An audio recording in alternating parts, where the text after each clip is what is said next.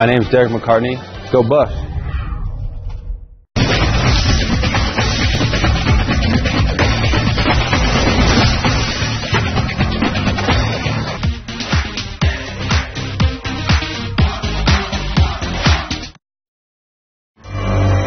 A new season brings anticipation, excitement, hope,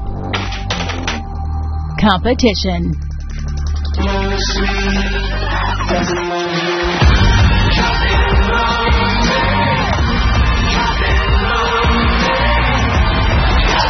Everything you got, out of way!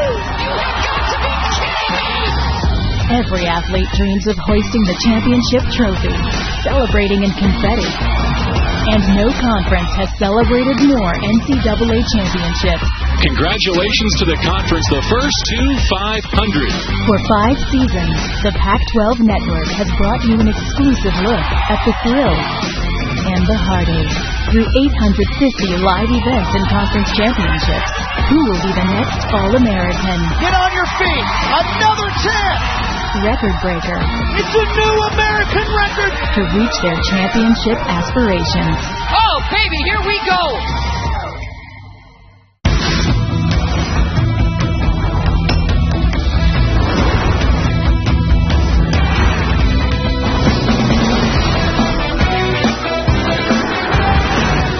What a day in Eugene, Oregon, and we will take you to Pape Field. Tonight, the hometown Ducks host North Carolina State. It'll be the season opener for the hometown Oregon Ducks. Good afternoon, everybody. Ann Schatz joined by my broadcast partner, good friend, that's Christopher Sullivan, former member of the men's national team. All right, the Ducks want to schedule up. Well, they've got NC State, who made a huge push in the tournament last year. They did, and I think it resembles the type of competition that they'll see in Pac-12. And collectively, individually, they have the pedigree. They have the rehearsal of movements that we see very well coached. So I think it's great opposition today. Sticking with the Ducks. They've got some firepower back. Let's talk about Abby Morrow. She can find the back of the net. Well, I think it's going to be important for her really to be an attacking, creative catalyst from midfield. She's a fantasista, if you will. There's a lot of interchanging fluidity in the way that they generate their attacks, but conversion rate needs to be better. She had 4 goals, 2 assists. I look for her to come through and be an influential catalyst in this team. All right. You've got Kat Mertz, head coach for the Oregon Ducks. She's in her 5th year at the helm with the Ducks. But here's the great storyline. Yes. She was a star goalkeeper at NC State, all over the record books. Yeah, really impressive, prolific career. And, I mean, when you look, only football could tell this story, right? The ball's round, it comes full circle, very close to her heart. So a meaningful opposition game against this fantastic team. So we have got a good one coming. We're just moments away from kickoff here at Pape Field. The Oregon Ducks getting out of the chutes and hosting a very good NC State club lineups. And as I mentioned, opening kick coming up in just a moment.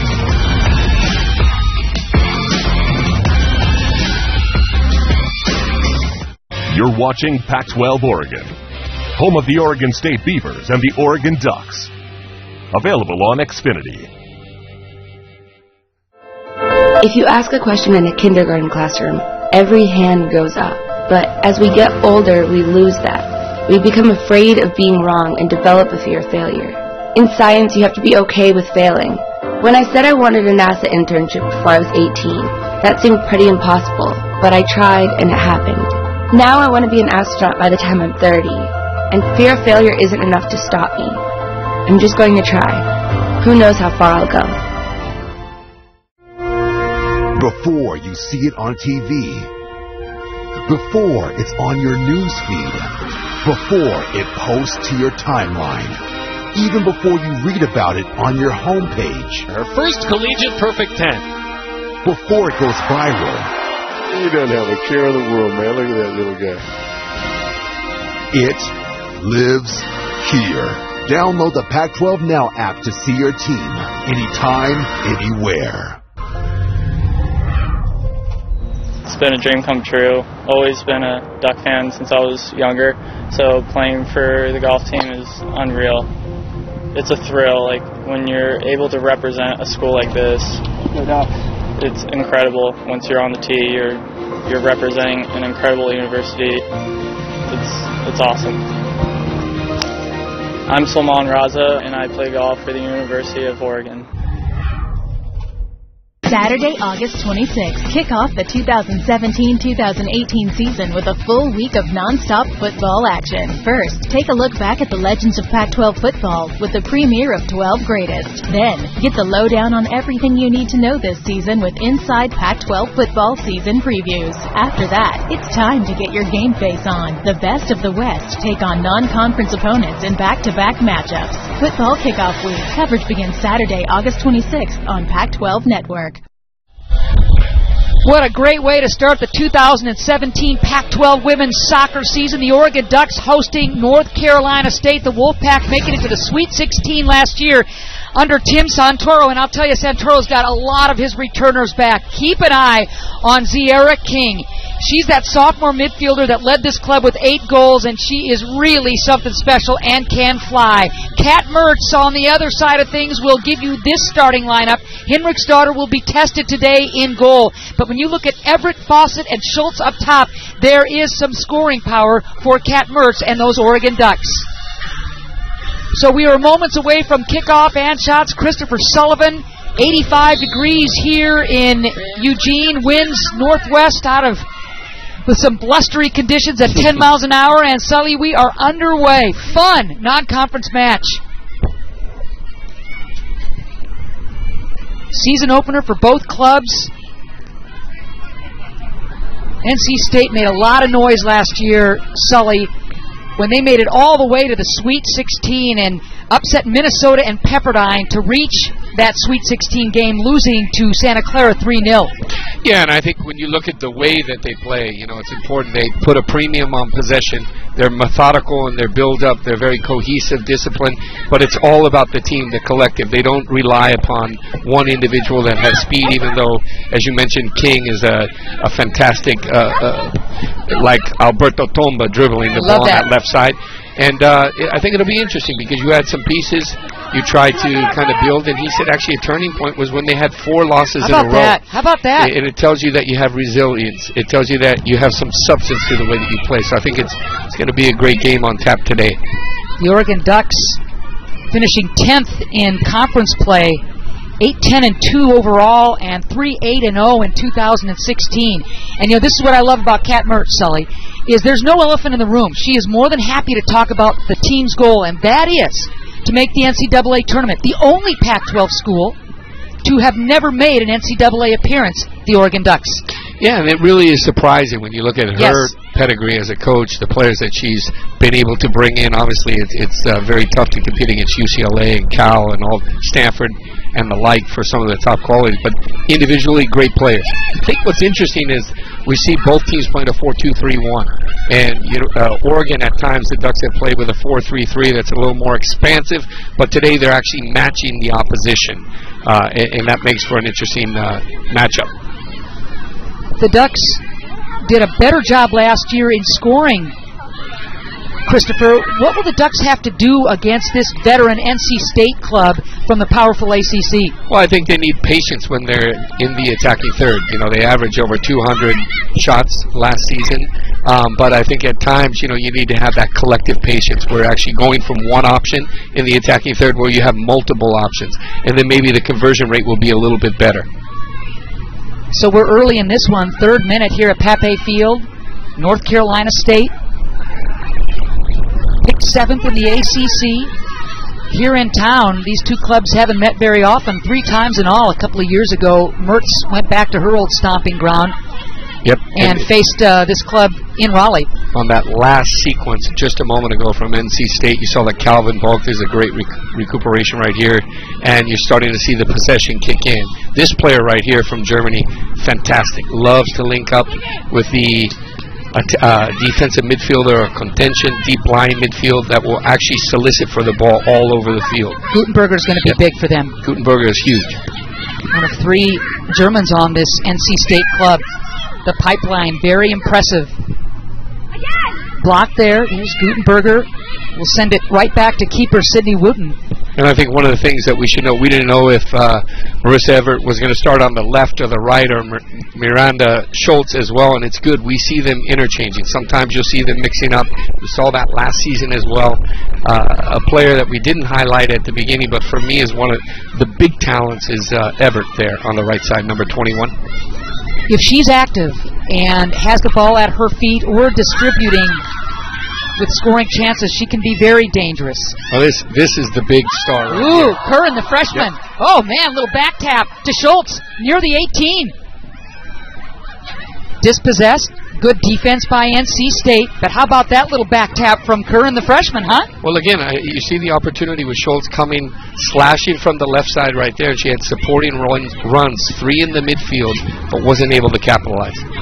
All started at the feet of the number 4. Very rarely you see in a sophisticated team where a freshman will get the keys to the whole midfield, and that's exactly what Kat Mertz has done. Switching fields nicely. Here's Everett. She's got a step. Great little combination. Ooh! Boy, that shot sent right into the 6. And a lucky bounce for NC State. Well, you see, normally with Fawcett, I think she puts this away. Great little combination, a hesitation, angle, that full speed, and just rifles it across the little area right there, and unfortunate that she doesn't tuck that away. Foot race there. Fawcett just late getting to that rebound opportunity, but a corner kick for the Ducks. Some early pressure from Oregon here in the 6th minute. Loose ball in the 18. NC State not able to clear.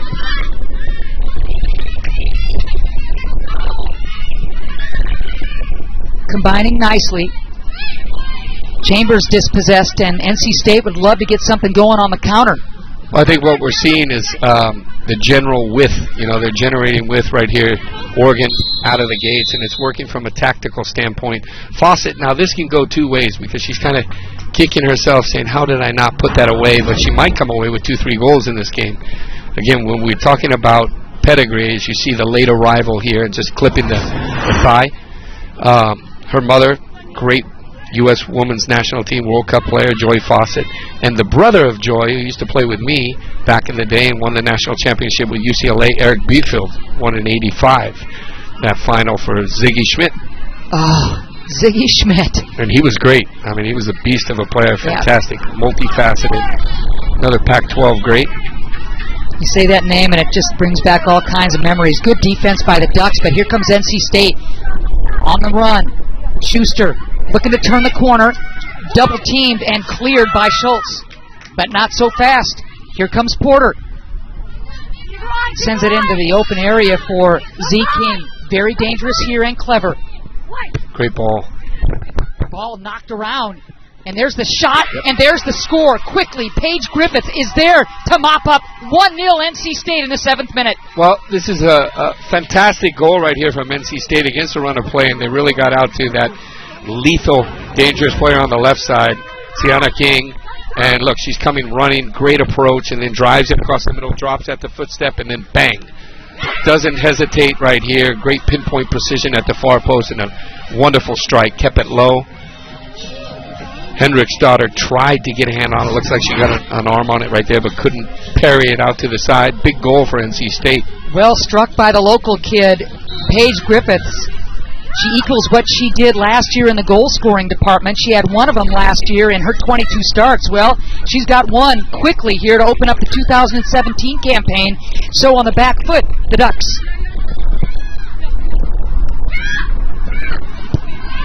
Boy, you mentioned it, though. Sierra King made all of that happen. She gets near that 18, wide open, she really did.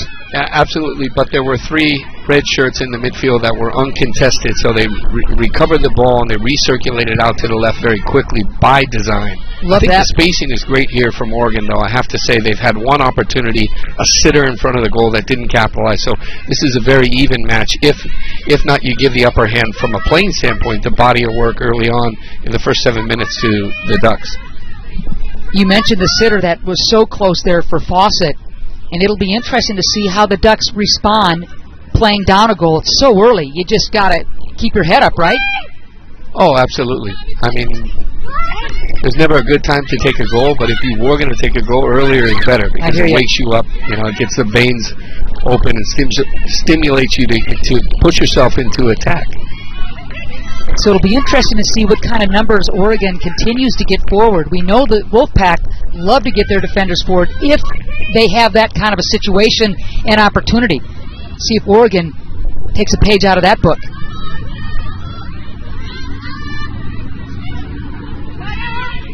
Bonner sends it right back, and again, well, I mean, building to your out of the question back. right there, and I think we should keep an eye on the number 4, Curran, and see if she's going to take a little bit higher posture in this attack. Great ball. Look right at that here. ball. Everett looking for the equalizer. Coming out of nowhere was Gutenberger. Everett really thought she was going to have a chance to wind up and tag one. Yeah, great defensive recovery run right here, and that's where you really have to slash the ball back almost at a negative angle to make sure that you retain possession and you can fire off a shot. That was a great ball, great run, but tip your cap to the freshman, Lulu Gutenberger.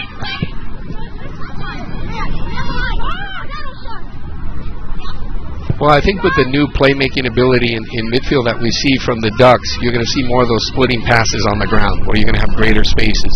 And they're slashing in behind off the cuff of the central defenders rather than just playing aerial balls and switching and using the width of the field. So that creativity in the midfield, the speed of play, that half rhythm where they can actually find the runs, puts everything into gear. Palmer looking for the cross. Blocked. And NC State will clear it. You know, you mentioned the Oregon Ducks midfield, Christopher. They lost a couple of great starters, yes. Marin Butler and Marlo Sweatman. Yep. So you've got kids stepping up saying, my turn. Absolutely, and I mean, Butler was a one-off because she was very unique in the way that she played. She scored that bombasso in the game that we were together last year. Yes. And, you know, from 30 yards or 25 yards. I think you have different continuity in this midfield right here where they can actually maintain possession a little bit more but pick and choose when they want to break behind that back 4. I love the fact that Curran, just a freshman, has really been handling the ball, linking and combining her teammates. We've seen youngsters really step up already in this match. Opportunity for the Ducks. Wooten might have gotten a hand on it, but Griffith is there. Great turn. Smart. And again, this is a team that's very comfortable exiting out of the back from their keeper. That's very capable with both feet. You know, the two center backs play as good as any center midfielders, you know, in the league as well. So it's a very methodical type of offense, and I think that's conducive to Oregon. You know, it makes for a great game. Because the spacing, you can definitely see that it's a great collective passing game here. Just about everybody back for this Wolfpack club, including the keeper. Yeah, and on that one right there, you can see Melissa Everett. She's coming with an angle, trying to cut that in and overcooked it.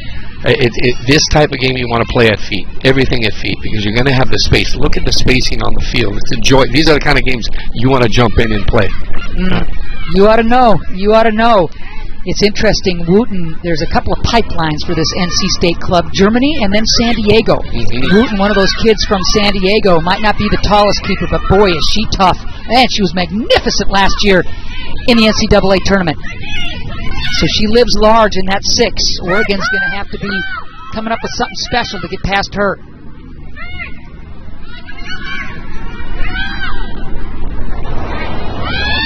I think what we're finding right here, you see 6 and 7 back, 4 from Oregon that are staying high, that are a little top-heavy and not recovering defensively and keeping their shape, lacking a little bit of cohesion, but at the same time not being punished by NC State, because after catching the early goal, they're playing a little bit more conservative right now. They're not trying to impose a tempo and get the upper hand at this point. They're playing a little more reactive. A little bit?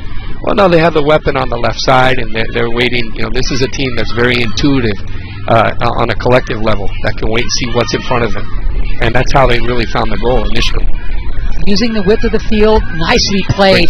Great turn and getting out of trouble. That's Porter. And one of the things that Tim Santoro talked about is, you know, they play a certain style and they don't deviate from that, but yet he gives that intuition and nuance and expression to the players for them to make the game based on what they have. And I think that's really the best way to play the game.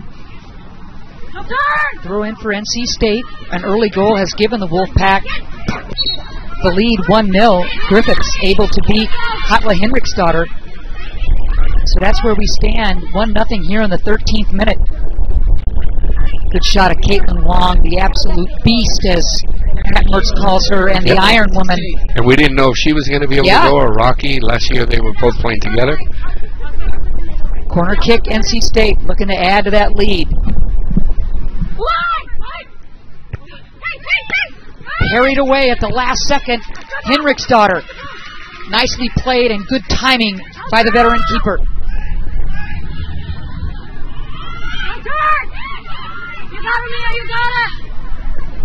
Using that left side again is NC State. Here's King. Dangerous here in the 18. Step over. King still with the ball. She's brought down. And they're going to say play on.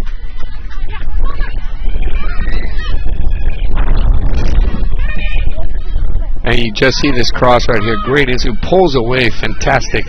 And great little snap header at that far post. Good reaction save. There's a good shot of the Iceland native. Using that red shirt season.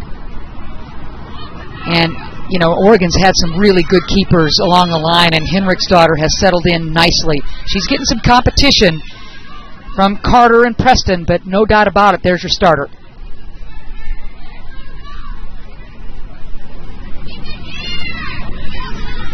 Got to tell you, though, Sully, when King gets that ball on the left side and has a little room to move, that's fun to watch. Absolutely. But I'm liking this chemistry right there and the combination that we're seeing with Everett. Great ball and fantastic.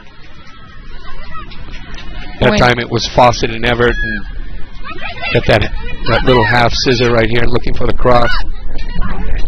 Picks up a corner. Nice job by the Ducks.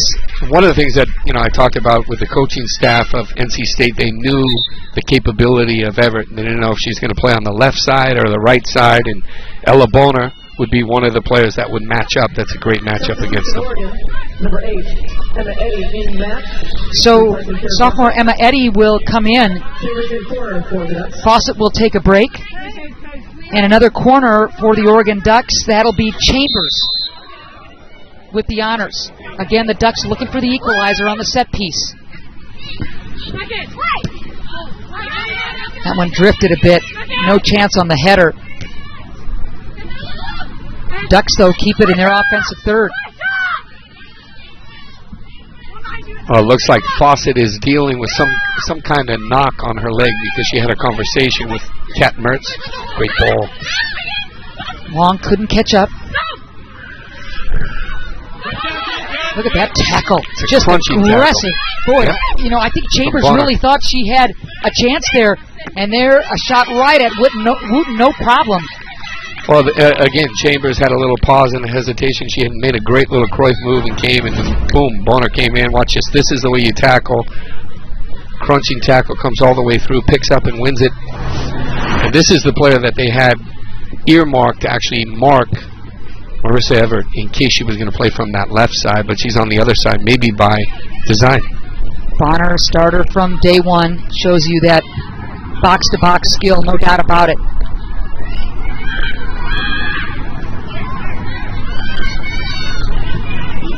One nothing. The visiting Wolfpack from North Carolina State leading the hometown Oregon Ducks. Season opener for both clubs. Both teams with the grueling conference schedules. NC State obviously with in the ACC, goodness sakes. And then the Pac-12, those are two of the top conferences in the country, obviously. Very similar, very competitive, and interesting as you watch from our viewpoint here. Oregon very much more wide in the way that they play and distribute out of the back, whereas NC State playing a little bit more narrow and up the axis of the field.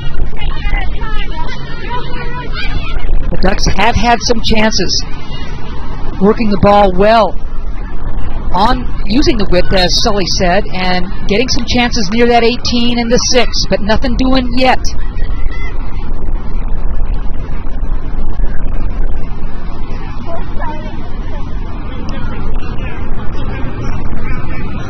Keep your eye on Eddy, number 8, just reporting in. She's that transfer out of Idaho, had the 8 goals last year. Big Sky newcomer of the year as a freshman at Idaho. Eddie with the 8 goals, so she's got some punch.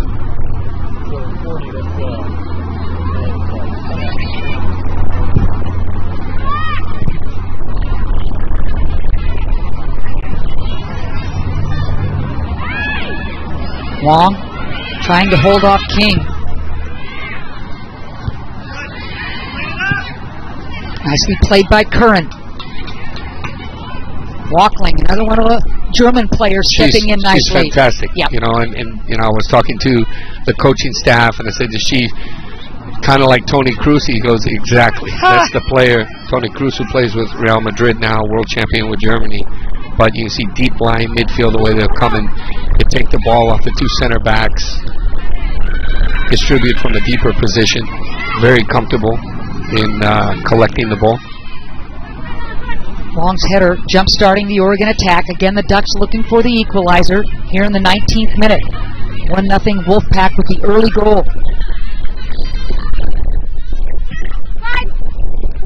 I like the idea. The Oregon Ducks using that far sideline very well. Absolutely. You know, we've seen that choreograph now 3 or 4 times where they're getting that combination. They're starting from the width, great approach, and good combination, and looking for the cross. So the timing and rehearsal of those movements or patterns of play, at least in my eyes, seem a little bit sharper, more detailed than what we saw at the end of last season against Oregon State. Here's a good shot of Wooten getting her defense organized.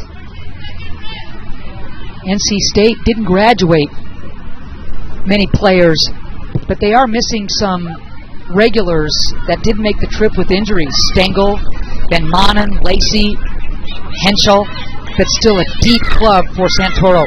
Stengel's the big miss, right? You know, obviously, and big time.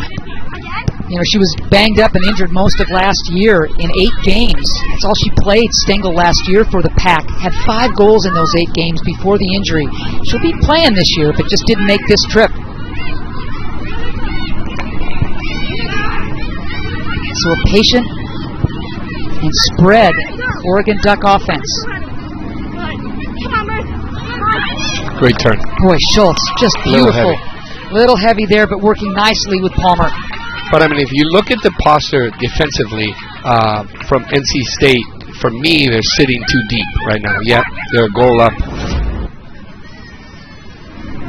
You see a great little combination, nice little turn right there, and looks to angle the ball. Just a little heavy right there. The eyes were bulging when she saw that space. Thought she can connect that. I like the idea.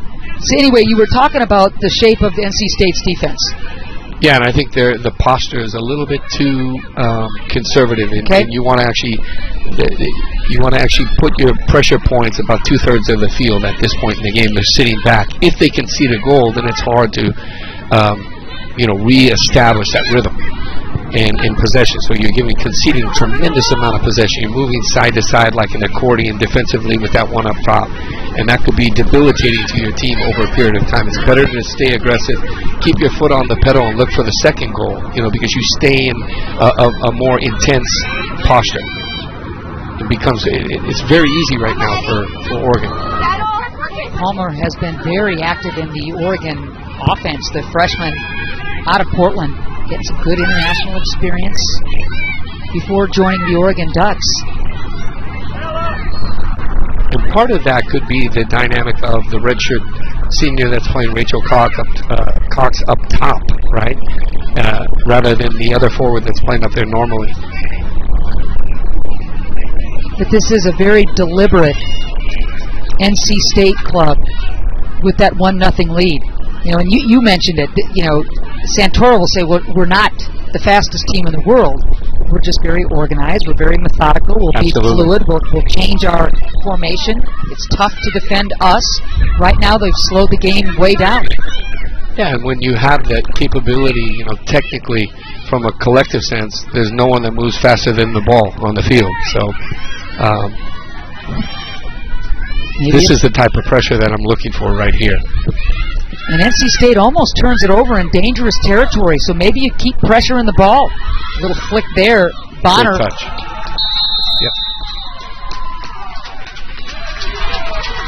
Great call from the referee in the middle. You know, he let it play on for a second right there. Saw the little taco back heel right there as they were looking for a combination right here. Oop. Little shove there by Bonner. The right call, that's for sure. Another dead ball opportunity for Chambers and the Ducks. Looking for the equalizer here in the 23rd minute.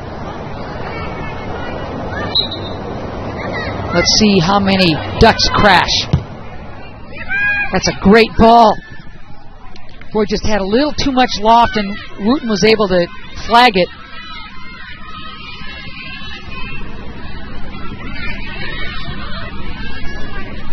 Eddie, since reporting in, has been lurking in that 6-yard box area.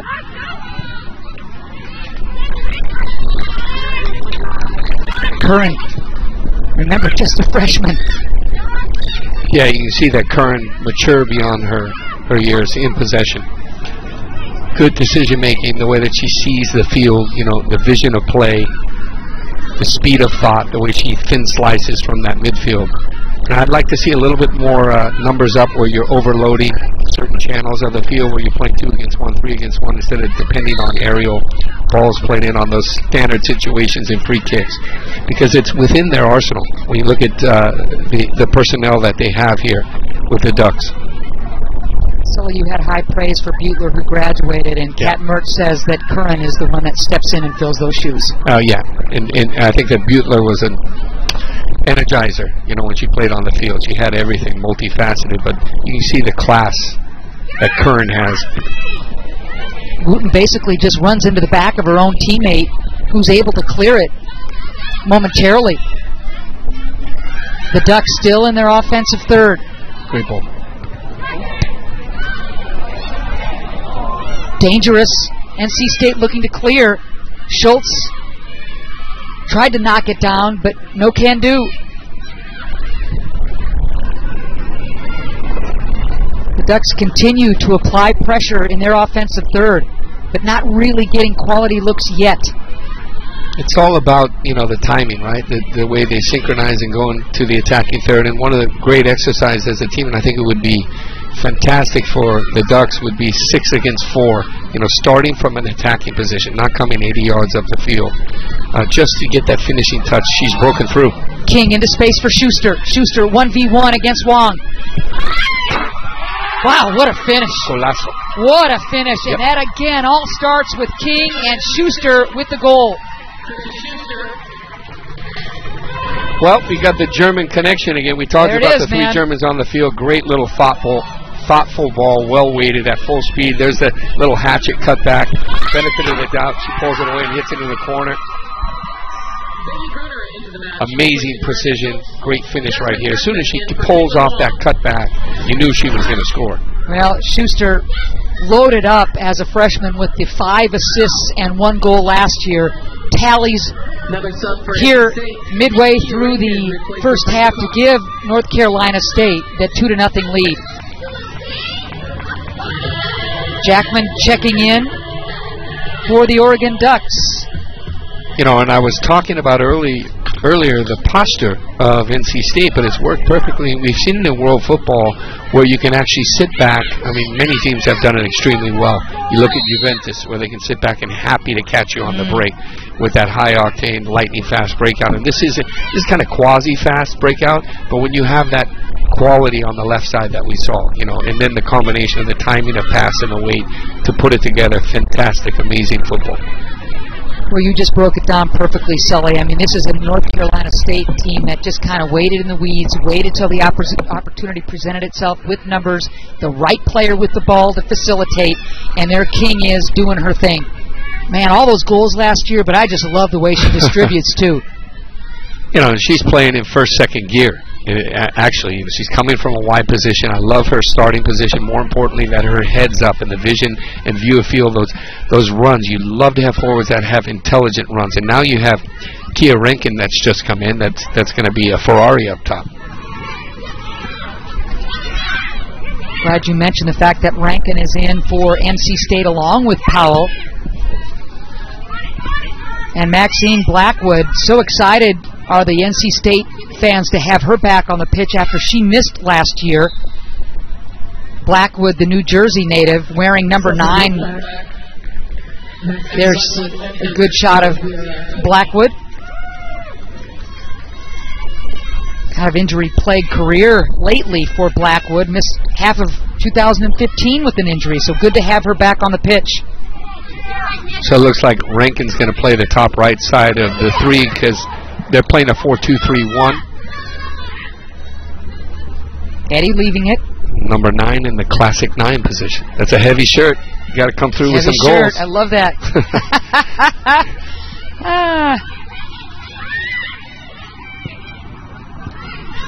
Nice step. Eddie looking to spearhead the attack, and she'll carry. Great ball. I like the idea a lot there, Sully. Lydiot will check in for the Oregon Ducks. That's a good shot of Lydiot, the substitute coming in out of Colorado Springs.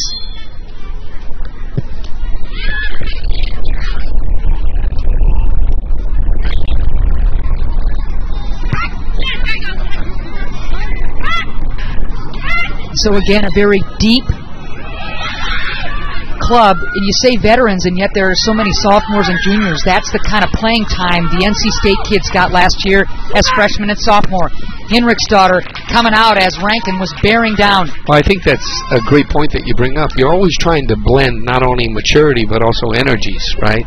And everyone has different qualities and nuances they bring to the game. So I love to see that integration of different age, younger classmen. And nothing better than Curran right here, that we've seen a freshman that's coming in commanded. You can see that, you know, super incredible leader, keeps the flow and the fluidity that I think was missing that we've seen in the last years. Season opener for both the Ducks and the Wolfpack. Delighted to have you with us here in Eugene. Both clubs will play on Sunday as well. The Ducks hosting Kansas State, while NC State will travel up the road and face the University of Portland on Sunday.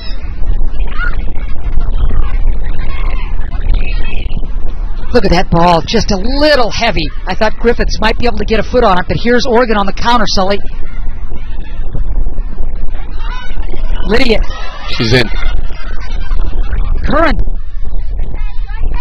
Boy, Lydiot had made the great run. Thought maybe Curran with the ball at her feet might be able to do something with it, but NC State would have none of it. You see Rankin's going to pick up a foul right here. She does well to use her body. Hinojosa was the one that actually played that ball out first time as a center back, and then you had the diagonal, change the direction over the top. 2-0 NC State. The Wolfpack bringing darn near everybody back from last year's Sweet 16 club. Those 4 ACC wins for NC State, the most conference victories they've had since '95. They're building on a lot of positives off of last year, are the Wolfpack. And I think what was important when he took over and so-called transformed this, institution, he had to bring in some players that were going to be game changers immediately. That's where he had the connection in Germany and also in San Diego. And all you need is a core of 3 or 4 players. You play good football and they buy into your philosophy and idea of how you want to play our concept, then the players will come. They see your training, etiquette, and so forth, and then you can start recruiting. That's what he's done.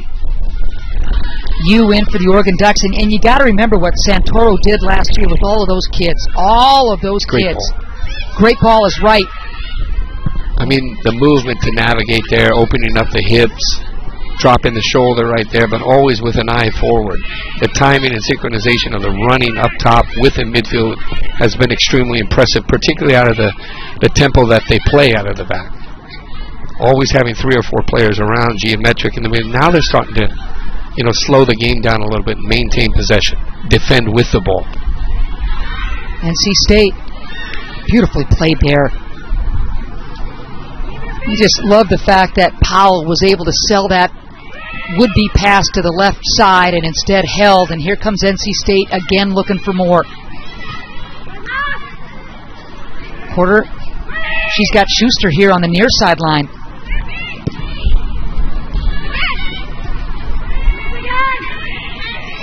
And I think it's important to pull and play a little bit more expansive and try to extract the Oregon. There's no urgency, so to speak. Make sure that you let the ball work. Circulate the ball.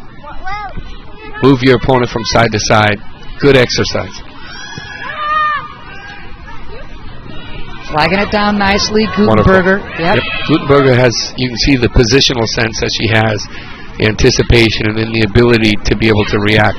Very commanding in that center back. The only area where I think that she's been off are those aerial balls that have come in diagonally. Gutenberger getting a ton of international experience, the German international, and it shows, playing beyond her freshman year.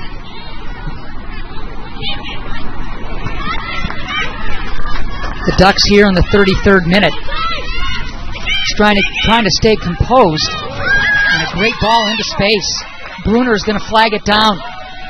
Bruner nearing the 18.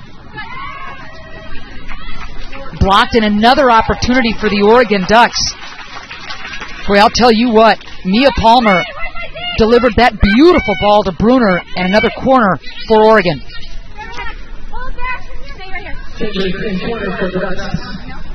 34th minute, 2-0 NC State. Ducks looking to get on the board. There's a good shot of Palmer, the Portland native. Here's Chambers. Line drive, batted out by Wooten.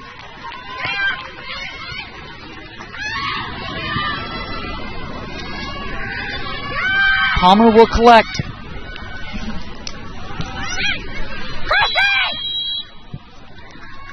Unfortunate, great little ball there. Offside out flag of the is back up. Again. Here's Wooten coming off her line. We talk about these balls at the near post. She pulls away, can't get the glancing header. She's looking for that little snap header down and can't make contact on it. But good, the delivery was good. Bundesliga cross right there. Oh, I love that. Bundesliga cross. But one thing that I would say with the Ducks, I've been very impressed with the body of their work. You know, the framework of their play in the midfield. Having said that, you know, if I'm coaching this team, I'm doing 200 shots a day for 2 weeks nonstop, because the finishing has to improve, the timing in the crossing, when you get to the area, not to cut back, to make sure that you're having that cutting edge, right? They generate incredible amounts of opportunities in the attacking third. Kat talked about that in our call when we were all talking to her about not just creating chances, but finishing those chances. Yes.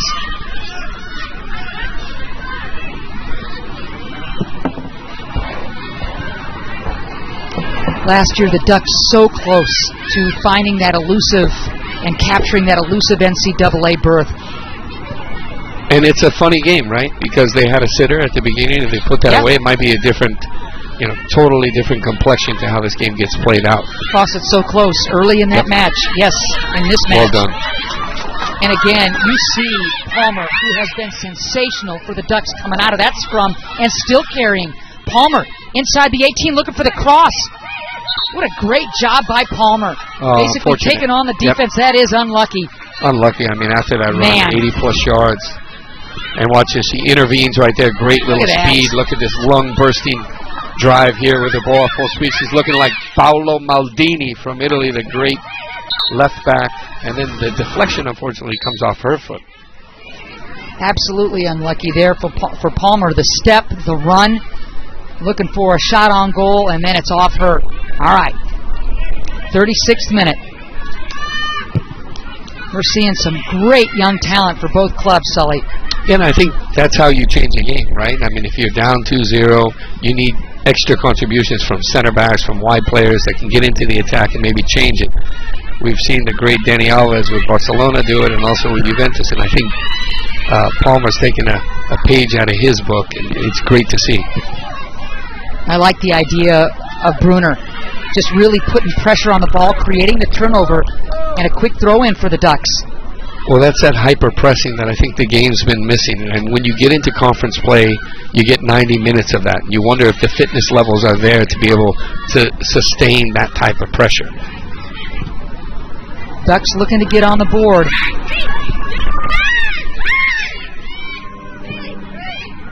Bruner leaving it.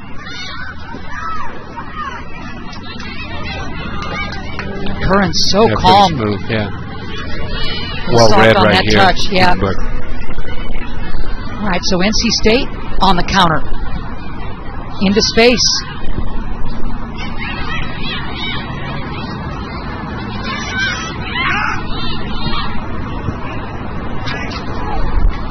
beautiful. The idea. Yeah, you gotta love it. The feed from Calvin Botch. I mean, we've been talking about Gutenberg and also Ricky Walkling, but that 22 has been impressive. I mean, you look at her balance and equilibrium on the ball, the vision and the way that she can cut away and carve. Very smooth. Bach, one of just a couple of seniors in terms of regulars for this NC State club. Again, a team loaded with underclassmen. Santoro is building a heck of a club. Nice young talent for the Ducks, too. Doing everything but finishing at this point. Sully into space, just a little heavy there. No chance for Palmer to catch up. And again, we saw a fantastic link up where Curran had just located and linked up into the attacking third there from Lydiot. But Lydiot, you have to drive with the ball. She has that capability. Drive through the channel to goal, force either a foul, or look for a combination closer to goal.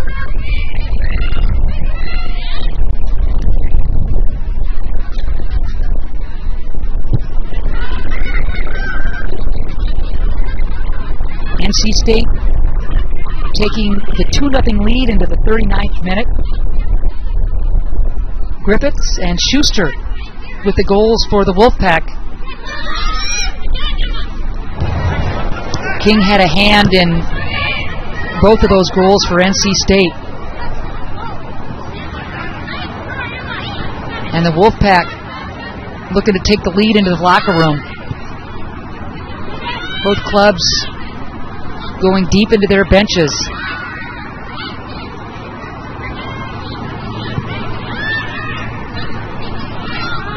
Kuroda waiting in the wings. Speaking of Duck substitutes, Kuroda waiting to check in. Nicely played. There's the sophomore Schuster.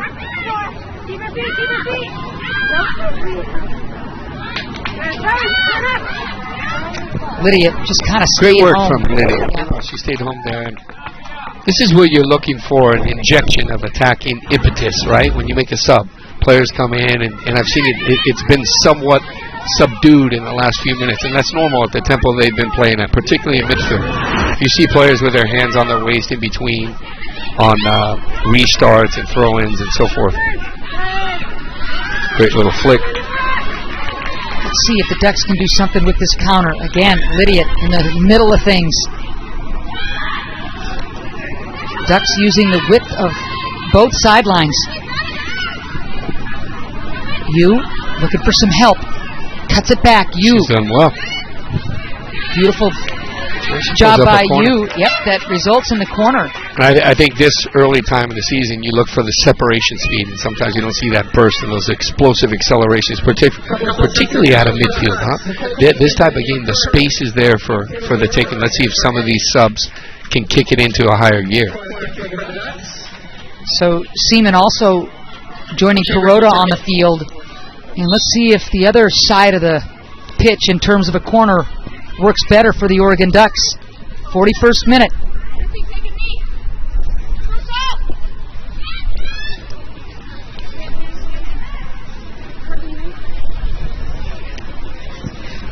Low line drive. Again, kind of glancing off some heads, and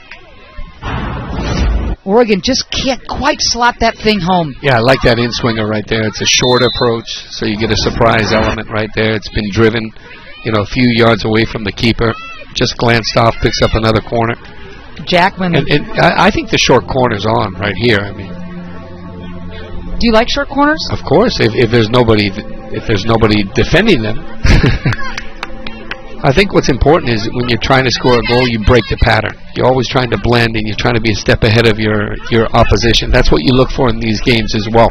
If you're playing against a team like Stanford, I could tell you the speed of play and the pressure will be 5 times higher than what we're seeing here. So you have to plan as if you're playing a championship team like UCLA or Stanford. Got it. I think Cal is more technical, right? They play like France back in the 80s, beautiful technical players and stuff. They slow it down, which makes for a nice game to play. Far post opportunity for the Ducks.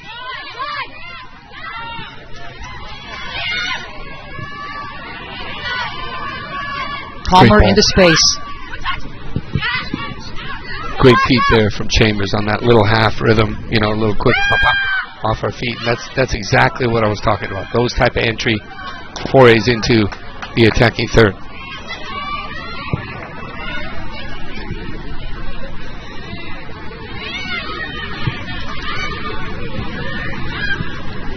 Working from the back again, NC State, which they are happy to do. Pretty smooth, though. Ricky Walkling, how she just angles that ball back. I mean, they recirculate, rinse and repeat every time when they recover. Another takeaway by the Ducks. Just missing the flick header was Lydiate. Oh, there's a handball. Boy, folks were looking for a handball. You heard the crowd. Ducks still working. Boy, Lydiate has been very active since checking in.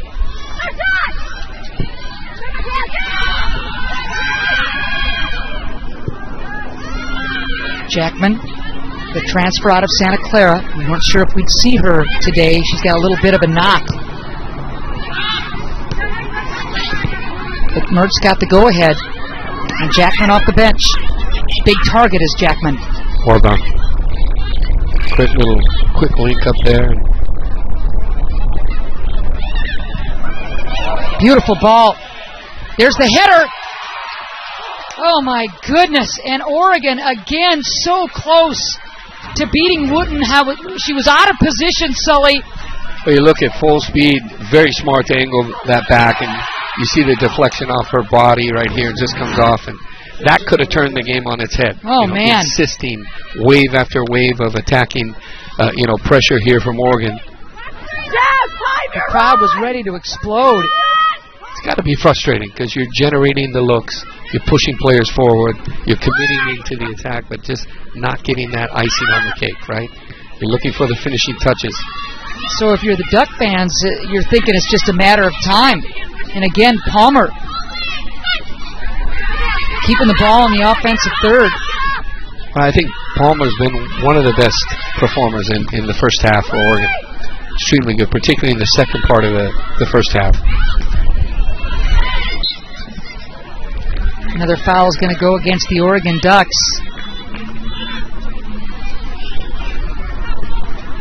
Looks like Kuroda was whistled for that infraction. We're getting close to the end of the first half. NC State with goals in the 7th and 26th minutes.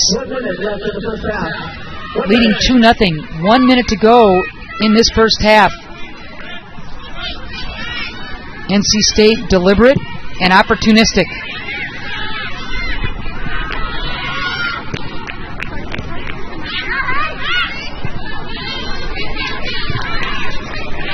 Blackwood. Well, if you look at the transition when they recover from the defensive phase to the attacking phase, they rarely concede possession or get dispossessed in the first touch out of recuperating the ball, which is a good sign of a team that's been trained extremely well in possession. They make the right pass, good speed and weight on the pass, and tempo and precision. Every team would like to be a possession-style team, and that's what they, claim to be. But NC State showing you what it's all about, to possess and score. So the final seconds tick off in the first half, and that'll do it. NC State, with 2 goals in this opening half, will take a 2-0 lead into the locker room. Oregon has done a really nice job of making things happen near the 18, but just not quite finishing yet. Delighted to have Oregon head coach Kat Mertz with us. Kat, thanks for slipping on the headset. You're down 2-0, but what are some of the positives you saw in that first half? Well, some of the positives when we got around them and got our services in. We were quite dangerous. I thought we could have gotten one right in the first couple minutes there, and that probably would have changed the game a little bit. But unfortunately, that's soccer, right? We give up 3 shots and give up 2 goals, and that's quite disappointing. So we've got to tighten that up defensively, and then really just have some movement off the ball up top. Yeah, I think it's frustrating because you've generated so many opportunities and actually look cleaner this season out of midfield through the number 4 Kerr and playing those balls on the ground. What do you have to do in the final third? Do you need to commit more numbers there, maybe press a little higher? Yeah, we need to solve them playing out of the back. They're doing a good job of being patient, and then unlocking the flank. Sure. A little, 1-2 on the flank, and we're biting for it. So if we can press our attacking center mids up on their center backs, I think we'll be able to put pressure further down the field and maybe pick off a couple passes. Kat, thanks so much for taking the time. Good luck in the second half. Thanks. That's Oregon head coach Kat Mertz, former NC State great. One of the many storylines we're offering here in the season opener for the Oregon Ducks and visiting North Carolina State Wolfpack. So the Pack get a couple of goals in that first half, leading it 2-0 at the break. Sully and I will be back in just a second. It's time to play. It's time to play. Only 8 days. Only 8 days till football kickoff week. Watch the action on Pac-12 Network.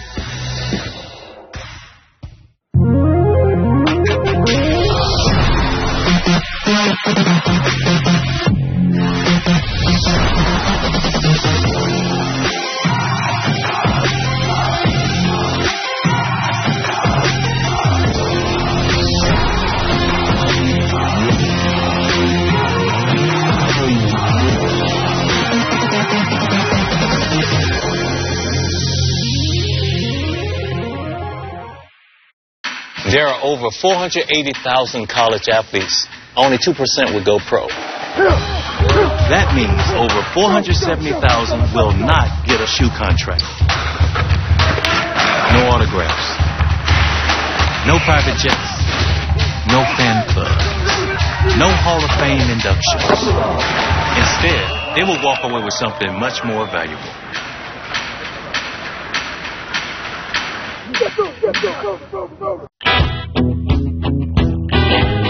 My name is Clay Mortson. I'm the owner of Mortson Family Winery in Healdsburg, California. Currently, we produce a wine for the University of Oregon Alumni Association, and incredibly proud to be a part of the first ever Oregon Alumni Wines. I see a lot of similarities to the pride of ownership of having your name on the back of your jersey and the name on my bottle of wine.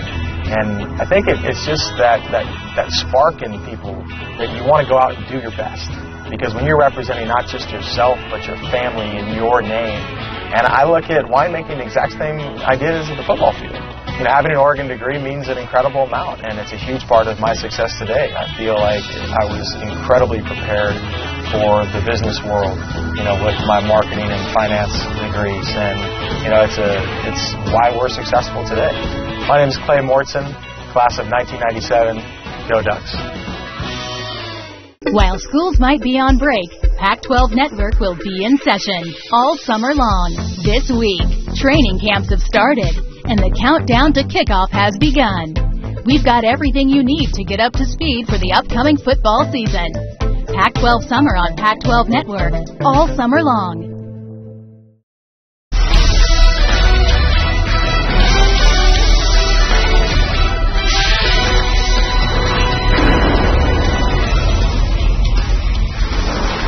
Hi there, and welcome inside our San Francisco studios. I'm Kate Rooney with you on the halftime report. The Ducks on the field for the first time this season. They trail North Carolina State 2-0 at the break. It's been a busy day all over the pitch, though, as teams kick off their 2017 campaigns. Let's take a look at some of the rest of the action. We start in Tempe for a game currently underway. Sun Devils have a new head coach. Graham Winkworth comes to Tempe via South Alabama, where he spent the last 4 seasons, and in his first game, it was the opponent scoring first in the 7th minute. Sammy Edwards with a goal for the Buckeyes. We go to the 31st minute, same score. Off the corner kick, it's freshman Olive Jones heading one in. What a great time to have your first career goal. That game currently tied at 1. Earlier today, the reigning national champion USC Trojans unveiled their national championship banner ahead of their first game of the season with UC Davis. 22nd minute of that one, Leah Pruitt crossing it into the box for Alex Anthony to get that deflection and score. 1-0 lead. for the title winners in 2016. Second half, 50th minute, same score. Samantha Bruder with the long pass into the box, and freshman Arlie Jones heads one in. USC up 2-0. Good day for freshmen. That goal a beauty as well. And USC goes on to win 2-1. They now have a 7-game winning streak dating all the way back to last season. Tonight at 7 on the Pac-12 Network, 9th-ranked UCLA takes the field for the first time since their Sweet 16 appearance in the tournament. All Pac-12 honoree Jesse Fleming and company take on San Diego State in a rematch of last year's season opener. The Bruins won that one 5-0. And the start of the soccer season means that volleyball is also imminent, and the Ducks are ushering in the Matt Ulmer era. He replaces the winningest Oregon coach of all time in Jim Moore, and Ulmer's inaugural match is a doozy. The 18th-ranked Ducks take on number 5 Nebraska to start their season. That one going down next Friday. But the rest of the conference has a lot of faith in Ulmer and this group of Ducks. They're picked to finish 3rd in the preseason coaches poll, defending Pac-12 champ Washington taking the top spot, and the defending national champion Stanford coming in at number 2. So pretty good company for Oregon as they kick off the 2017 season. Meanwhile, the Ducks soccer squad hoping for a strong season finish as well, but first they're going to have a good finish to this game. We'll be back for more before the second half in just a moment.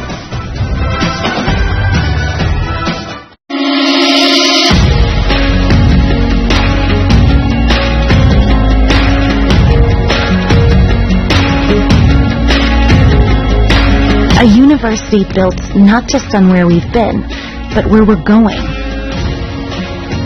Where throwing your O means reaching beyond your grasp, embracing community, and designing a life of meaning. The University of Oregon. Some kids you can't coach, you can't teach to be great. They just have it in them. August 26th, witness greatness with the premiere of the Pac-12 Network original series, 12 Greatest. The 12 greatest football players from every Pac-12 institution. The impact he had on his team, making them so much better. 12 Greatest. Stream the entire first season on Pac-12 now, August 26th, starting at 1.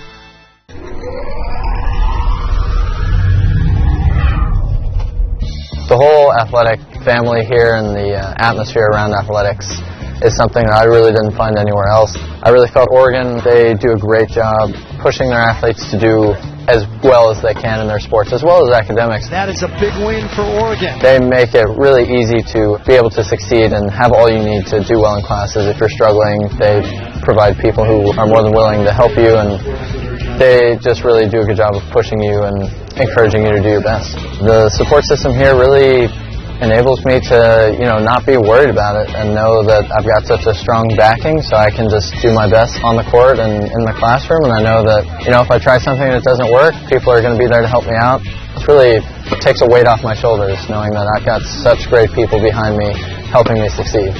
Jason Amos, University of Oregon Men's Tennis, go Ducks. On the field, on the court, defining excellence. Creating champions. Behind dominant performances from Jenna Prandini and Edward Cheserek, it was a dual sweep at the 2015 Outdoor Track and Field Championships, as both Oregon men and women used home field advantage to take top overall honors. Unmatched, beyond compare. In the lead, the Pac-12, the first conference to reach 500 national championships. Welcome back. Kate Rooney with you on the Halftime Report. If you followed the news the last 24 hours, you're probably aware of the attacks in Barcelona, Spain on Thursday evening. The Oregon State and Arizona men's basketball teams were both staying in Barcelona for a European tournament tour. Thankfully, we've learned everyone from both squads is safe. And Beavers head coach Wayne Tinkle had this to say yesterday. I know people back home are concerned, but I don't think they understand the gravity of what occurred here today. So we're just reaching out, letting you know that we're all in good shape. All of our party and players and everyone are accounted for.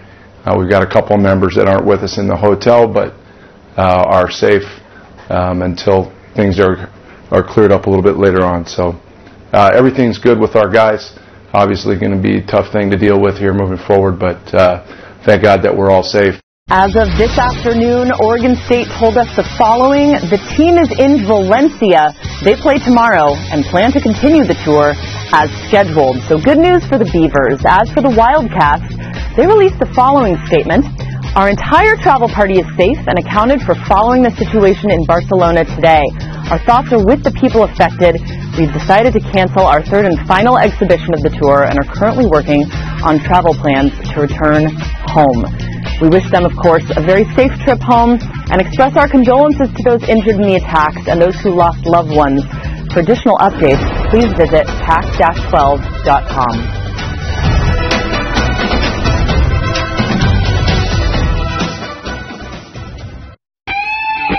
You're watching Pac-12 Oregon, home of the Oregon State Beavers and the Oregon Ducks. Available on Xfinity. On the field, on the court, defining excellence, creating champions. They win their first ever national championship. Among the great teams of all time. The program's first ever national championship. National champion! Now win the tournament! Impossible is nothing. Unmatched, beyond compare. In the lead, the Pac-12, the first conference to reach 500 NCAA championships. Did you know the Pac-12 Network offers students live sports production training at your university? You guys excited to be out here early on a Thursday? Students can tour the production truck, build and use cameras, gain hands-on experience and extensive knowledge of live sports production. Get a clear understanding of all the roles involved in broadcasting sports. I feel super grateful for the training because I don't think that I would have the experience with production that I have, and I also probably wouldn't feel so comfortable talking to new people and trying to get internships and jobs without the training day. As part of the initiative, it's been great to get students hands-on experience in the industry.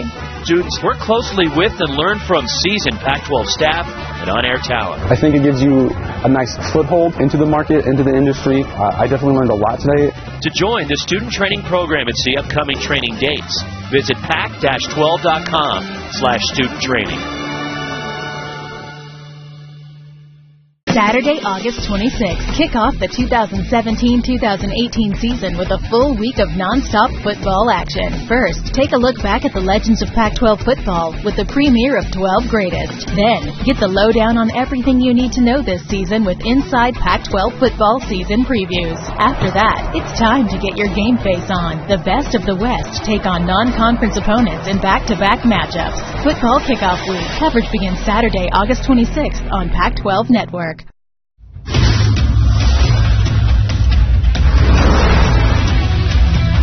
What a gorgeous day here in the Willamette Valley. We're in Eugene, where the hometown Oregon Ducks trail North Carolina State 2-0 at halftime. North Carolina State going to that Sweet 16 last year in the NCAA tournament, returning all of its starters, Chris Sullivan, and showing how tough they are with these starters. Well, I think when you see King here, they recirculate the ball extremely, and you have that attacking presence where you're coming.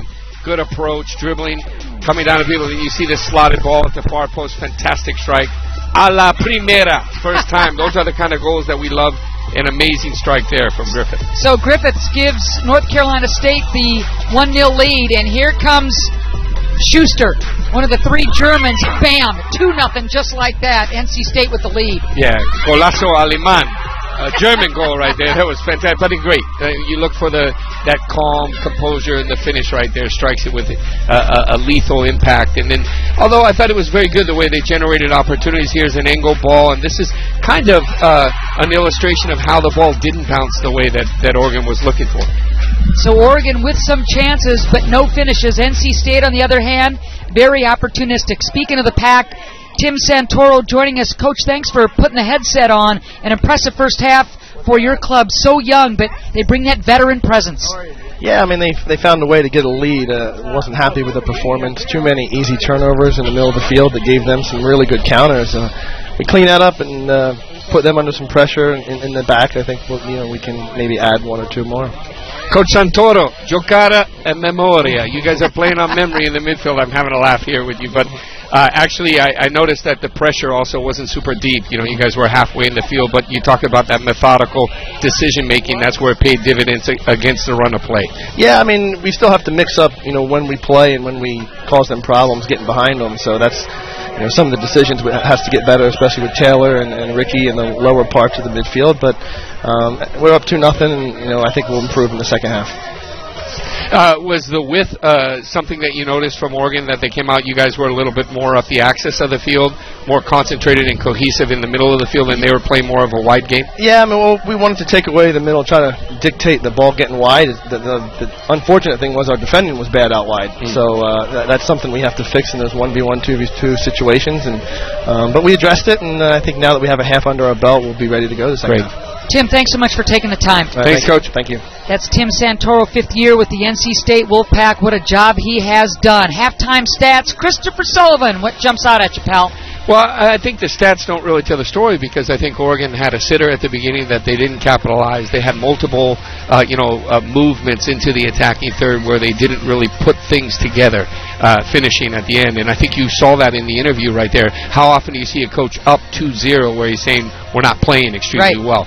So 2-0 is the most dangerous score in football, but it's a nice cushion to be able to try to work on certain things in the second half.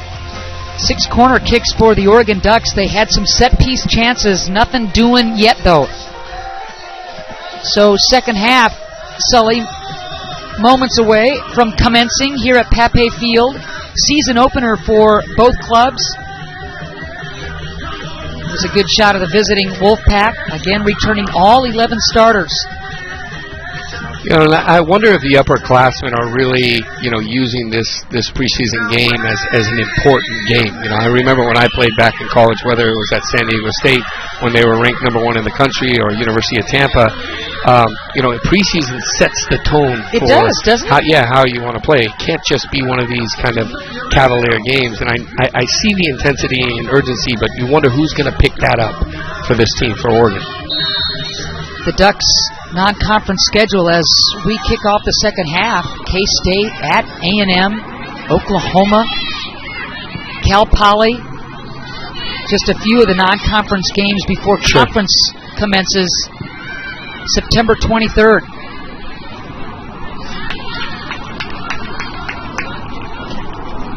NC State, as we mentioned, will be at the University of Portland on Sunday before returning home for Coastal Carolina and Princeton. Both clubs with some key returners, some marvelous freshmen on the pitch today. And NC State, just opportunistic, Sully. They didn't take a ton of shots on goal, but boy, when they got inside that 18 and 6, they buried them. Yeah, and I think that's an important, facet to have as a team, where you can be clinical when it counts. And we heard Cat Mertz talk about they had 3 opportunities and they finished on 2 of them. Could have been more. But again, it's about setting the tempo. It's about getting into more aggressive positions in how you want to press and recover the ball more advanced up the field.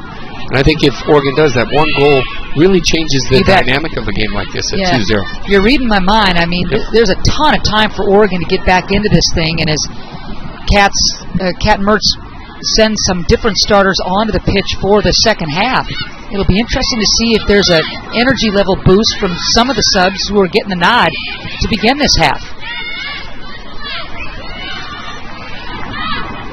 Ton of room for Keogh.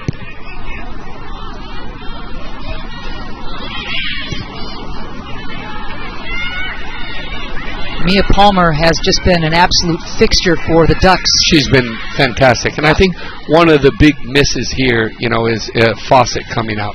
She obviously had a problem with the leg.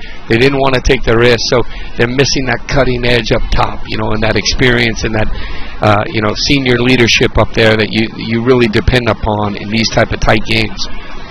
Fawcett leading the game in the first half, and Sully, you noticed right away they were working on her on the sideline, and of course she brings back the 5 goals and the 17 shots on goal for Oregon, leaders in both categories. You just see the timing of this hit right here. She cuts across her body and looks like the lower back takes a knock. She should be okay. I think that was Gutenberger, who is still on the pitch. Let's see. Yeah. Yep, and they call it a Charlie horse. A Charlie horse in Hungary. I was thinking they call it a bear kiss. I used to play. They had, I don't want to say that word in Hungarian, but don't go there, Sully. Yep. I'm not going to do it. I got you, man. You know, the thing is though, when these type of games, you want some players to speed the plate. You want to start accelerating the game. You know, when you're looking to catch it, you're looking for something, whether it's a penetration or a dribble. You have to play outside the box. This type of movement. There you go. Yeah. Do something with the turnover. The Ducks. Well done. Well, and everybody looking at the officials saying, yeah. Corner. Well, the Ducks thought so. And Bruner was absolutely calling for it, but here's Wooten. Let's see.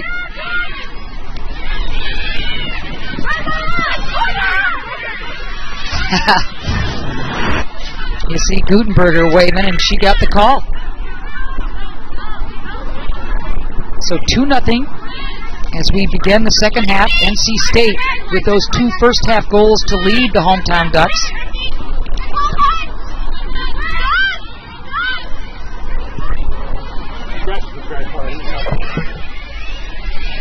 Mertz mixing up the lineup. Yeah, and I think she's done well by she's contributed a little bit of speed in midfield. They're recovering. The recovery speed is a little better. They're more tight and cohesive and compact in the midfield, so they get a little two-way play, breaking out and also coming back to kind of squeeze those channels that North Carolina has enjoyed early on in the first half. Kuroda. Nice look at her, one of the Hawaiian connections for this. Nice strike. There it is. And Wooten reading it nicely. You know, she stands at 5'6", and Santoro says, hey, anything below the waist, she's going to save. You saw it right there. Nice step. Costa.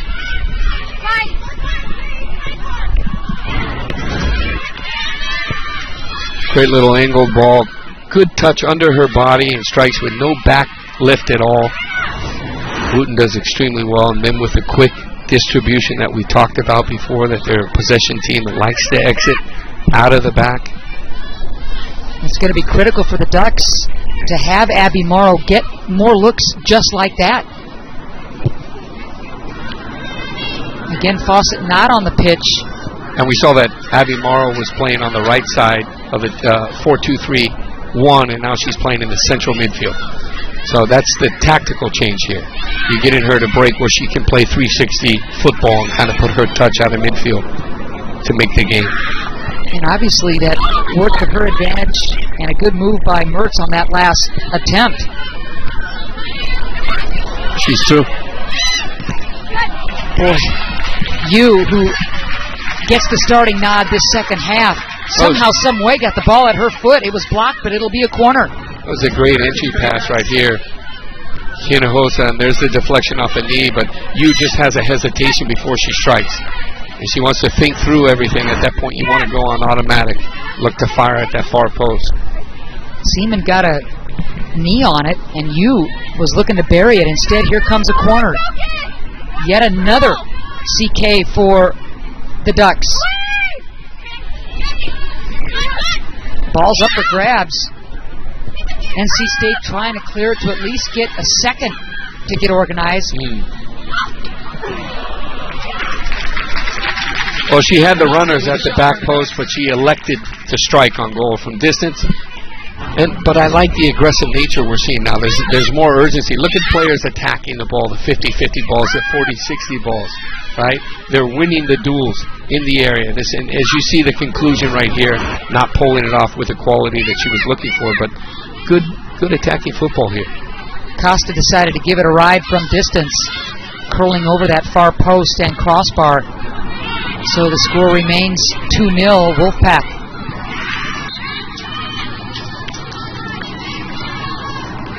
And we see that the pressure now is paying dividends, right? The 3/4 of the field. I'd crank it up even a little more. Why not? Mertz, it's working. I mean, might as well press Wooten. And you're seeing that the wide defenders are having difficulty coping with the ball. That's something that Santoro talked about at midfield. Coach had mentioned that we weren't good enough, in possession in our decision making out of the back when they pressed us. A 2-0 deficit for the Ducks. Perhaps taking some chances will lead to something a little more quality on frame. Morrow was able to tag one, but right at Wooten. You see Chambers going to go with an in-swinger here, right in that vacated area, right at the penalty spot.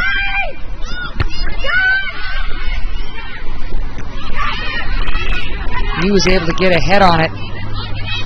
Rankin will watch, and it'll be a NC State throw-in.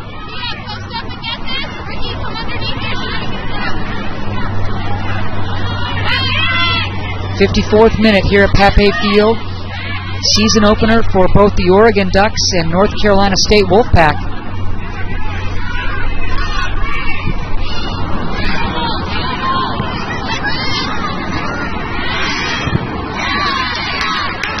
USC, one of the many Pac-12 clubs in the preseason rankings with the United Soccer Coaches Poll, and of course USC having won it all last year, graduating some big names, but also some studs coming back, and Stanford will be in the mix as well, UCLA, and you gotta love the stories of Utah and Colorado.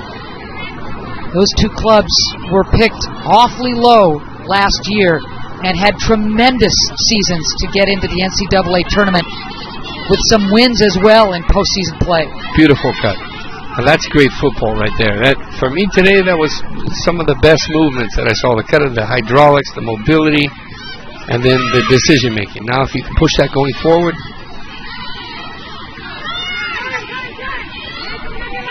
this is actually a great sequence of response from NC State. Look how aggressive they've stepped up. They started pressing. Now they're matching the energy and the pressure. Looking for that third goal. Offside flag goes up as King was bearing down.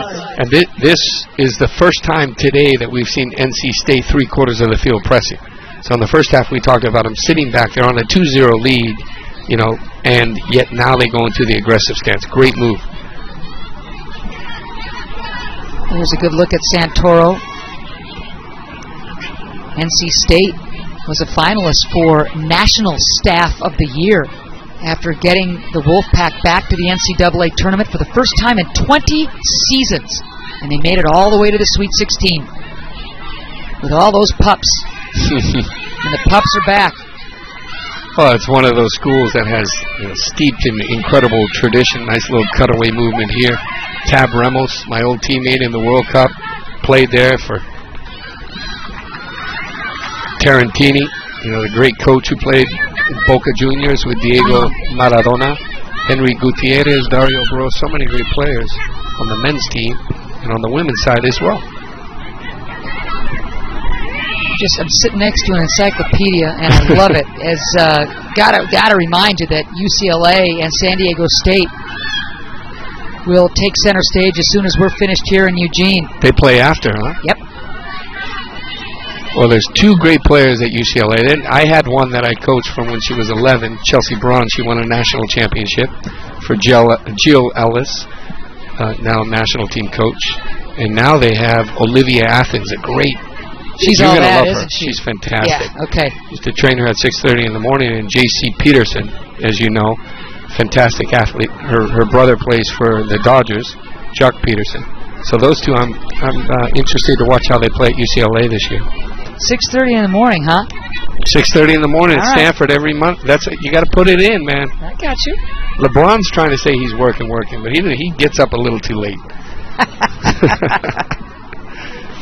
Gets up too late. Okay.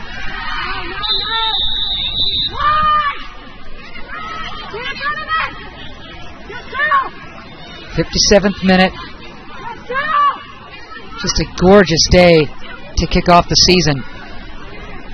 Stanford's going to be good again, man. right? Yeah, Andy Sullivan, just so Andy glad Sullivan, to yep. see that knee responding. Coach of the century, right? Paul Ratcliffe. Paul Ratcliffe. Yep.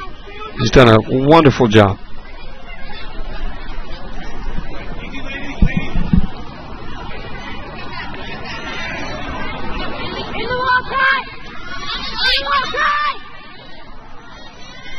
All right. Hannah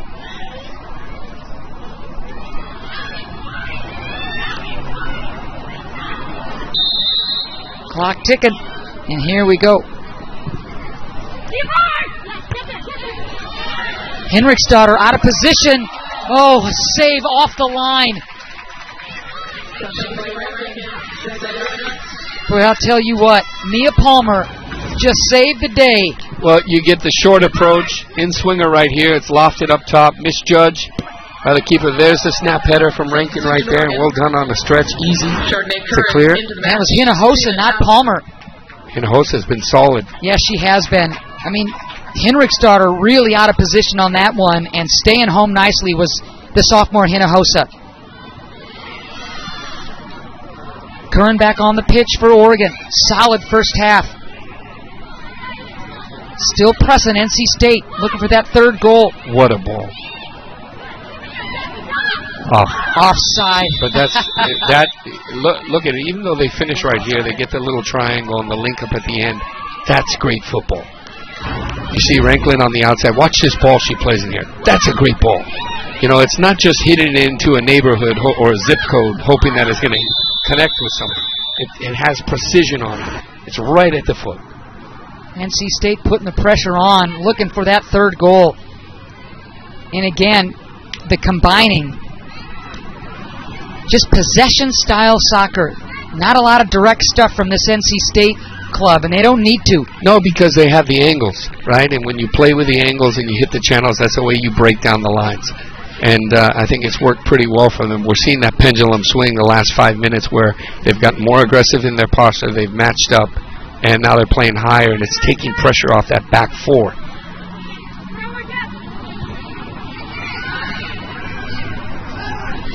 Morrow looking to carry that far sideline and now looking for help. I think Morrow has been extremely bright in the second half, but she's isolated, right? Not getting the support where they can combine and solve it with multiple players in midfield. Nice step by the Duck defense. They'll play out of the back.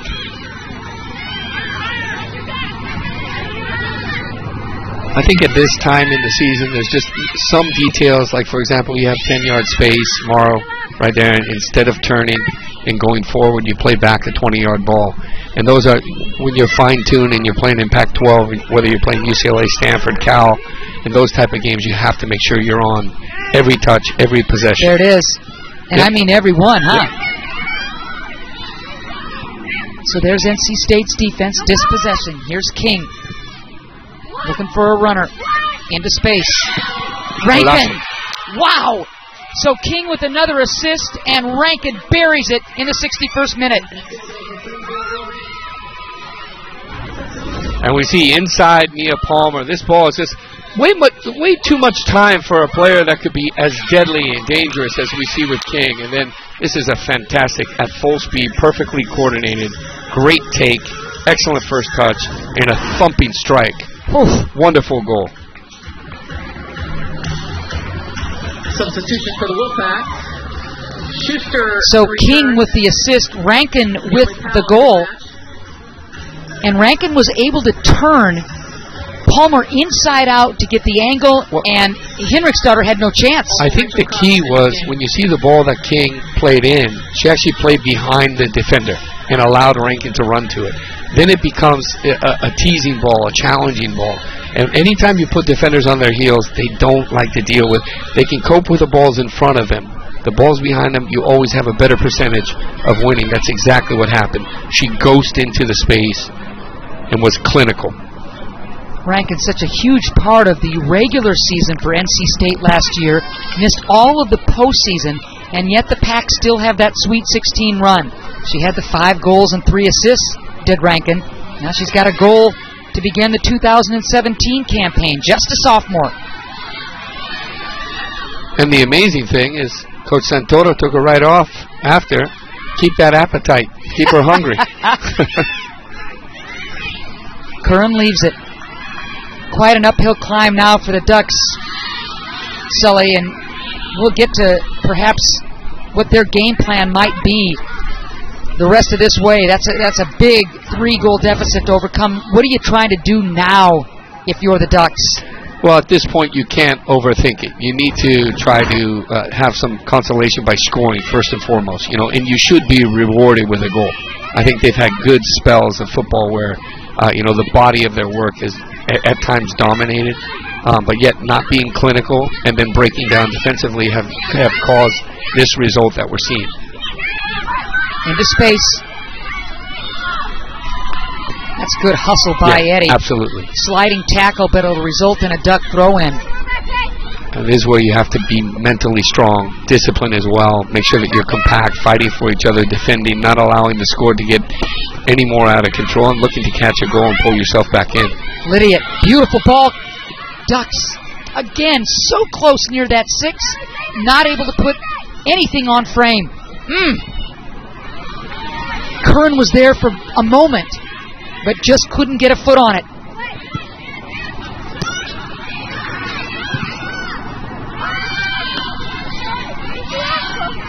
What I see with Oregon is when there's a deflection from the opposition in the area, they're caught between two thoughts, whether or not they're striking first time or they're going to attack the ball or look to combine, really 2 or 3. And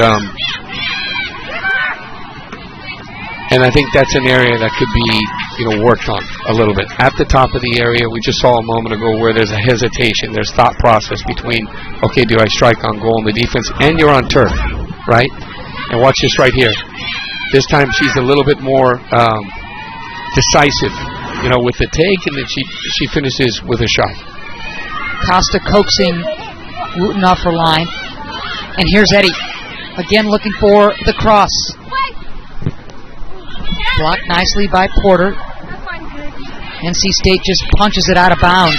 They'll get organized defensively. It's good work from Eddie. You can see she's trying to make something out of nothing. When you come in, you got to invigorate the team and attack. Look to do anything to either create a cross, a corner, or strike on goal. Here's Bree Parsons entering the match. McKenna Johnson in for Ricky Watkins. And Johnson in for NC State. Chambers in corners for the Ducks. Another corner. Ducks have had a bunch of them, have yet to capitalize.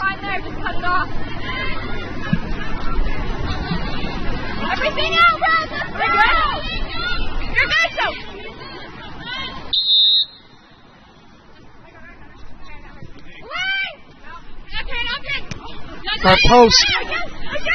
Trying to flag it down. Parsons just couldn't find the angle.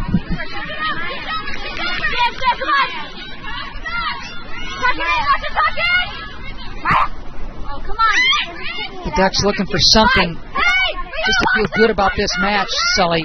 Well, they're having a lot of balls in the area drop down to their feet, but again, you see that the loss of equilibrium or balance, hitting on target, and the ball hasn't really bounced their way for the work that they put in. I think that it's been, the team is intact, the framework's good, there's a lot of things they're doing, the body of work of their play has been decent, but you're always going to be judged by your ability to be clinical in finish, both individually and collectively, and that's where they fall short a little bit today.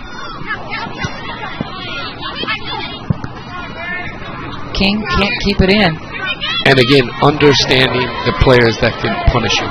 And I think King, on that entry pass, her starting position, she had 10-yard space to be able to pick her head up and pick out Wrinkle. That has to be, you have to see anytime she gets the ball that two players are collapsing on her, not allowing her that freedom to link up. Yeah, she's had some real estate to work with first half, and that, to your point, that last assist to Rankin. Just too much time and space to deliver the goods. And normally you go one further and you even cut out the distribution to her. You go back further in the midfield and not allow them to have the look in her direction. You say, let's see if we can cut her out. Instead of 30 contacts per half, let's see if we can allow her only to get the ball 5 times. King. She's been great, huh? Oh. Tormenting that left side. She's been unreal. She hasn't scored yet, but she's had a hand in a couple of the goals for NC State. She's been wonderful to watch. And look at the commitment, though. She's not, a prima donna that's just playing attacking football and sitting back. She does the dirty work defensively. She's playing both sides of the ball. Just a sophomore. Coaches love that. Out of New Jersey, had 105 high school goals. Did King. 105.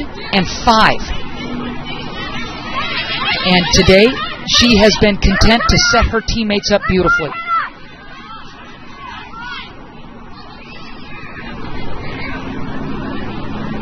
Swarming, but Curran is able to maintain possession.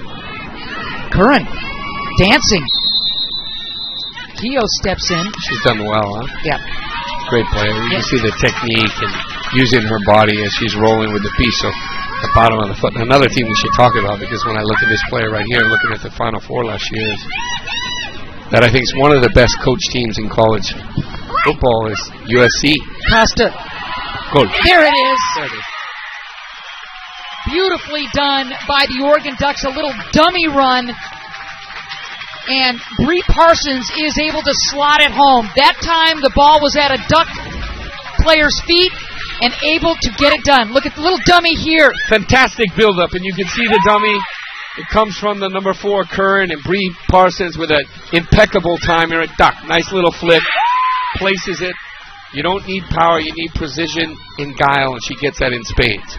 Wonderful. How great is that for Bree Parsons, the junior defender? Last year, she only played some 6 games, and she's going to earn some playing time with a goal like that. That was lovely, and I love just a little bit of a dummy run to give her a chance to slot it past Wooten. Again, having the presence of mind and the awareness to create that, and as I said before, it's well-deserved. They've put an incredible amount of work in the attacking third, and they wanted to be rewarded with a goal. 3-1, now you see that pendulum swing. You look for the second one. If you got a 3-2 game, that's respectable. And it keeps you right towards the end, where in the edge of your seat. And this is one of those games that certainly, we've seen it all over the world in Champions League, where a team's down 3-0 and they come back and they tie 3-3.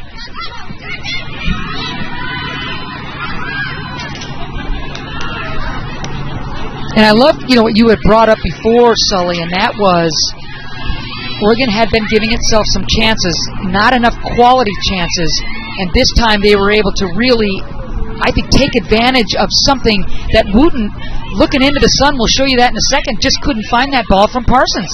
Absolutely, but also you had that choreograph, right? You had the pattern of play. The ball was placed thoughtfully on the ground, the timing of the runs. You had support behind in the heart of the area. And that's the difference. This young Duck club can draw from that. Some veterans to be sure, but a lot of youngsters on the pitch. And there's Bruner, and she can carry. Let's see if Bruner cracks it, leaves it into space. Here's Lydia. She'll control. Looking for the cross. Unlucky there for Lydia and the Ducks. Again, great run from Lydia, but again, you want to make sure that you can chop her right. Here's the sun. This is what the keeper's seeing right here. And it's, for me, sun or no sun, it's the flick, and it's the surprise element of just slicing by a keeper. And very few players would have pulled that out of their arsenal at that point on the thing. And that's this element of surprise that we talked about that breaks the pattern and gets you a goal. Well done, Bree Parsons with the nifty finish. And again, something to feel good on and feel good about. We're in the 70th minute, and there's still a lot of time for Oregon still to make some noise, Sully.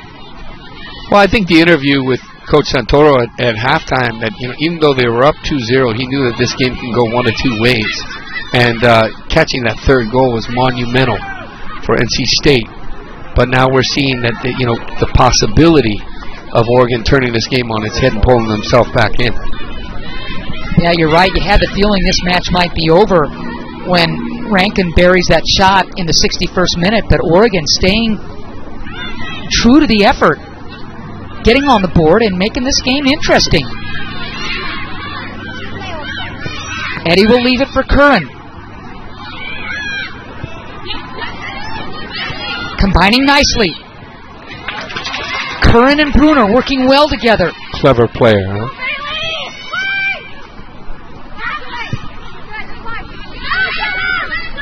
Bruner's going to just let that go for a Duck throw-in. Curran and Bruner working this near sideline nicely. And there's a good shot of Eddie. The transfer out of Idaho coming home, the Eugene native. 71st minute. gorgeous evening here in Eugene.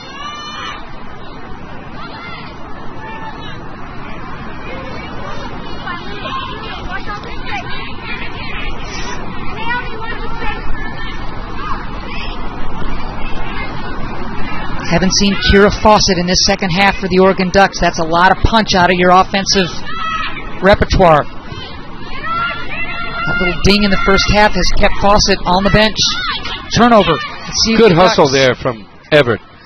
I still think the starting position when the ball's on one side of the field, those players have to be all the way over inside the referee to make sure they can be compact.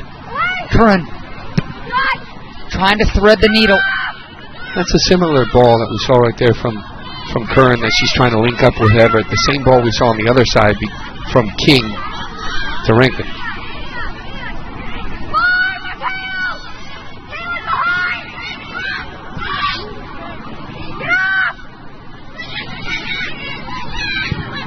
Hinojosa lofts one, headed away.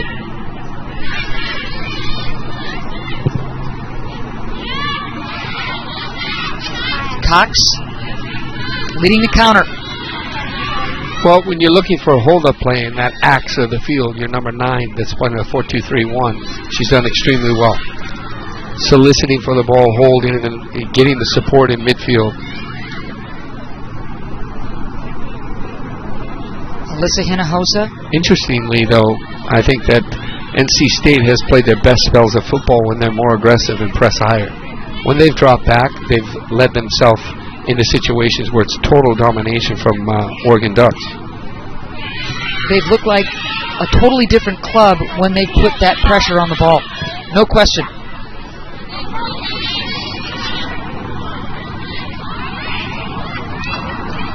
And you can see they're savvy enough to play, out of back, even from a low pressing composition. But I just feel that it works in their favor more if they're forcing their opponent to go further distance to goal, rather than trying to sit for deep. NC State, Elle Bonner is in, as is Maxon Blackwood. Bonner back in for NC State. There's number 7, the sophomore Ricky Walkling.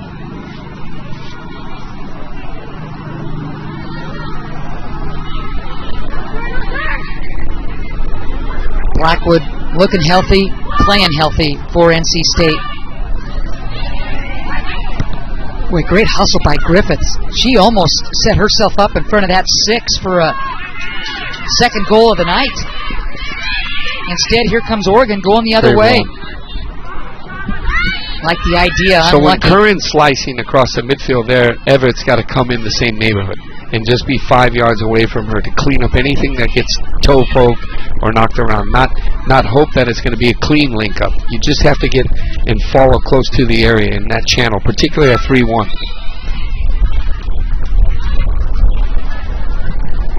There's Zierra King wearing number 2 for NC State. Returns to the match with the Wolfpack.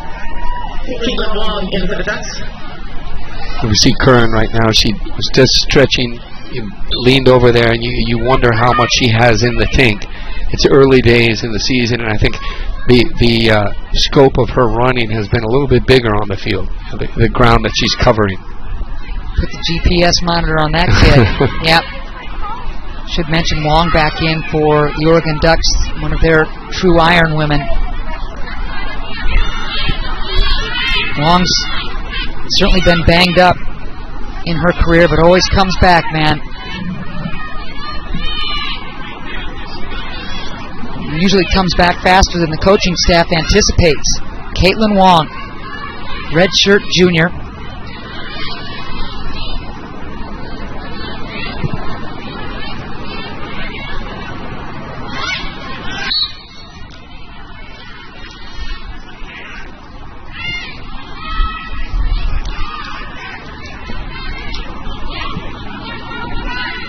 Strike that Wong is the redshirt senior. Seems to have been here forever. Wong and Kat Mertz.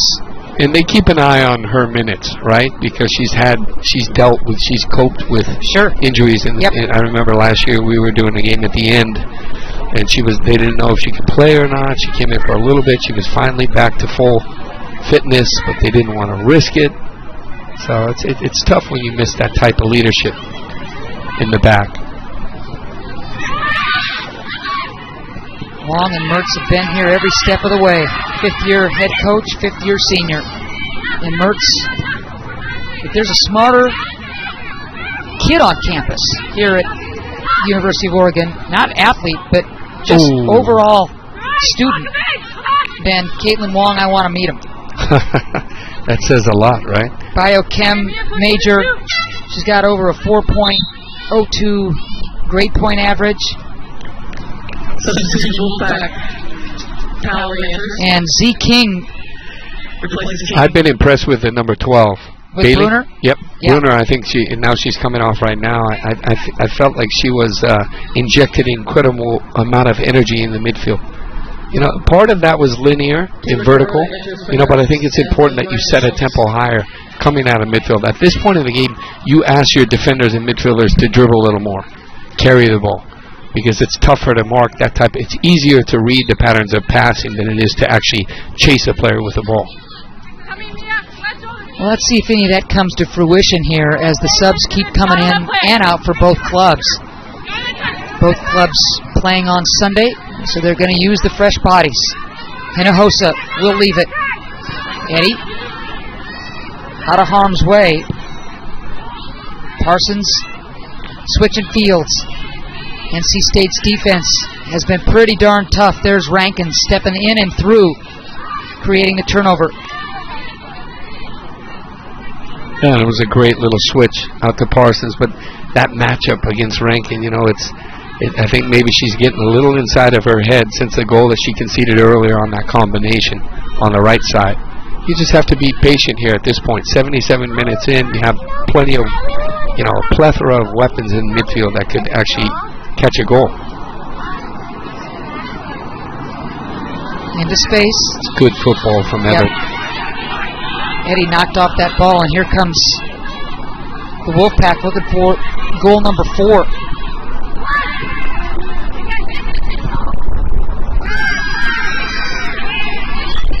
Counter. Ducks. Good numbers. Great ball. Let's see if Everett can do something with this. She's good. I love the way she slashes, right off the cuff of the central defense in that combination, and understanding that's a good relationship and an association between Curran and Everett. Palmer re-enters. So Palmer back in for the Oregon Ducks. There she is. Another corner kick for the Ducks. They've had a ton of them. Look at this ball, Sully. Marissa Everett in corner for Oregon. Coming up right here. Carrying that speed. There's the timing. Again, the weight perfect.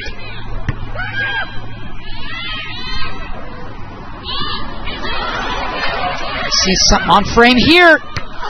Oh, unlucky as Kuroda just didn't have enough of the angle, trying to squeeze that thing home up and over Wooten. And you see Kuroda, she'd like to have this one back right here at full speed. It's tough from that angle right there. This is why they always ask you to go at that far post, because you can have a trailing runner just come in and you keep the play alive. Kuroda really couldn't stand over that shot. Hoping maybe she could just beat Wooten up top. 80th minute. 3-1. NC State still with the lead.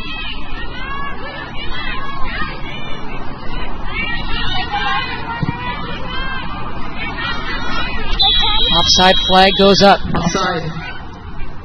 That Ricky Walkling right there, anytime she recovers the ball, it's like clockwork. Right back to either center back, and they just recirculate the ball.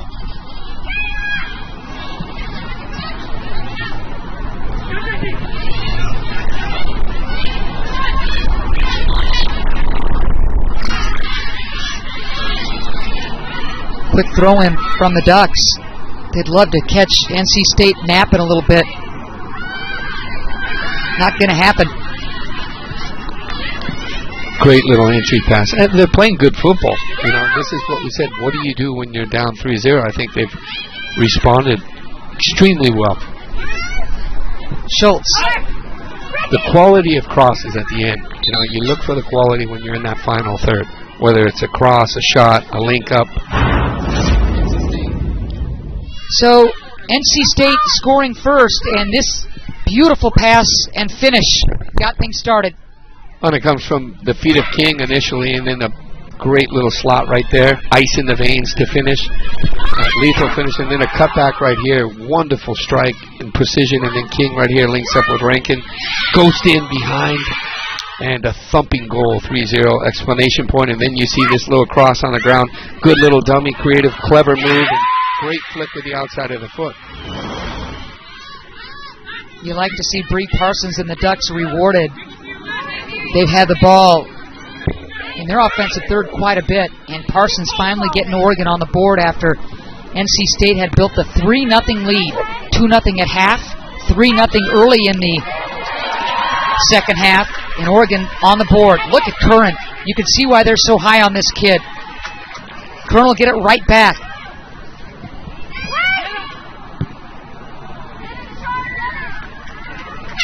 Bach punches it out of bounds, so it'll be a throw-in for the Ducks. I always think when you're measuring a player, you want to see the player when they're down 1-3 as well, how they play, how they respond, how they take on, you know, look to lift the game, make the game, bring the rhythm, look to, you know, find a equalizing goal or pull their team back, and I think that she's shown all the character and leadership and quality. Yeah, you bring up a great point. Let's see what the temperature is when you're down a few goals. Who keeps bringing it? Oregon not letting up for a second. Free ball there. Gosh, for a second there, I thought Everett might be able to get a foot on it. She's still chasing. And, you know, I think to that point, and one of the things that we heard from the coach, Tim Santora, that his team, he knew he had a good team when they lost 4 games in a row. He was looking at that very quality. Yeah, that's really something. He said, that's when I knew we had a good club, during a 4-game skid.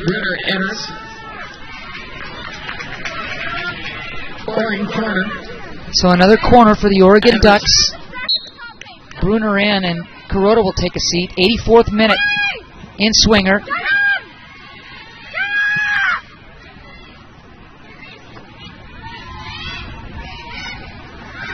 Ducks relentless there and getting that ball back in turnover fashion. Costa, beautiful ball.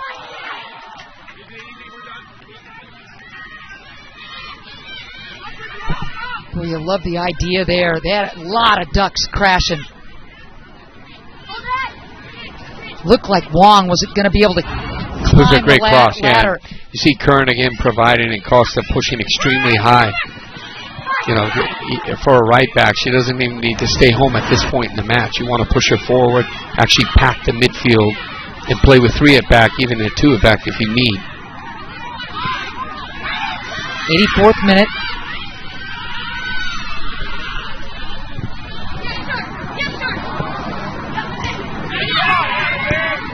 Nobody home on Curran's dummy run. Well, she gave a little flick there, and I think that ability to be multifaceted and clever in the midfield is going to open up so many different avenues for her teammates. Rankin leaves it. Some great passing by NC State. Yep. Boy, and again, it's NC State so opportunistic. I think it's just clinical. You know, they're incredibly clinical. The runs, you see the angled run, you see the timing of the run and the precision and the weight of the pass. And actually, she could have taken this first time, but she's able to collect it with great technique right there and finishes. Keeper's come out a little bit and lost its footing. Gets a deflection as she's trying to recover right there, but again, a great team goal and a fantastic finish. Well, and again, Maxine Blackwood, who misses last year due to the injury, missed a chunk of 2015 due to the injury. The junior out of New Jersey coming off the bench and giving her club a lift. 4-1 now, NC State. She's been fantastic, dynamite since she entered, you know, the game in the first half and then in the second half with her runs. You got to be patient, but you know, really turns on the speed intelligent runs, always the angled runs, not just being delivered in linear. And again, you get that team composition that could link up together in the attacking third and be clinical. Seaman checking onto the pitch. You can see with North Carolina State, a Sweet 16 club last year, returning all of its starters, so many of its major players, why there are such high hopes for the Wolfpack again this season. I mean, they were picked 7th in the brutal ACC, and they're fine with that as long as they can. Absolutely. You make that run, right? There's still a work in progress, sure, right? Because we've seen some defensive frailties. We've seen a little bit of lack of cohesion in the midfield and fluidity. But when they put it together in the attacking third, they're, incredibly incisive when they need to be. The timing's good. This is a team that's a work in progress, but incredible potential. And they're flowing across the country. Well, we got to factor that in. When we talk about Major League Baseball teams, NFL teams, you can look at the stats of how well or how poorly they travel to go across country. This is a team that's traveled across the country and has played this type of football. NC State arriving Wednesday night in Portland, Sully, driving here and having a full day of practice Thursday with some other appointments that they had with Adidas, etc., and getting some quality practice in by getting here Wednesday night. And that's sharp. Always the key, right? Yep. You want to make sure you get those trainings in, and you want to train hard. And when they lost to Wake Forest in their exhibition, their second one, they lost 2-0. They won 3-0 in their first one, but they had 2 trainings the day before the Wake Forest game. And that tells me, when I hear those stories, I say, okay, this guy's a big pitcher coach, right? He's preparing for the big games, for the ACC games. He wants to take this team further than they've been, in the last year, and I think they will. It's so interesting you mentioned that Wake Forest exhibition game. Santoro not minding at all that they lost that game. He said he wanted to play with heavy legs. Training sessions, heavy legs. Let's see how the team responds. Well, Real Madrid is the best team on the planet. When they came to the U.S. for the ICC in the summer, they lost all 3 games. They came back and they won the Spanish Super Cup. They won against Manchester United and played a whole different football. So I think preseason is for work. That's when you're trying to get to new plateaus. And timing and peaking is so important.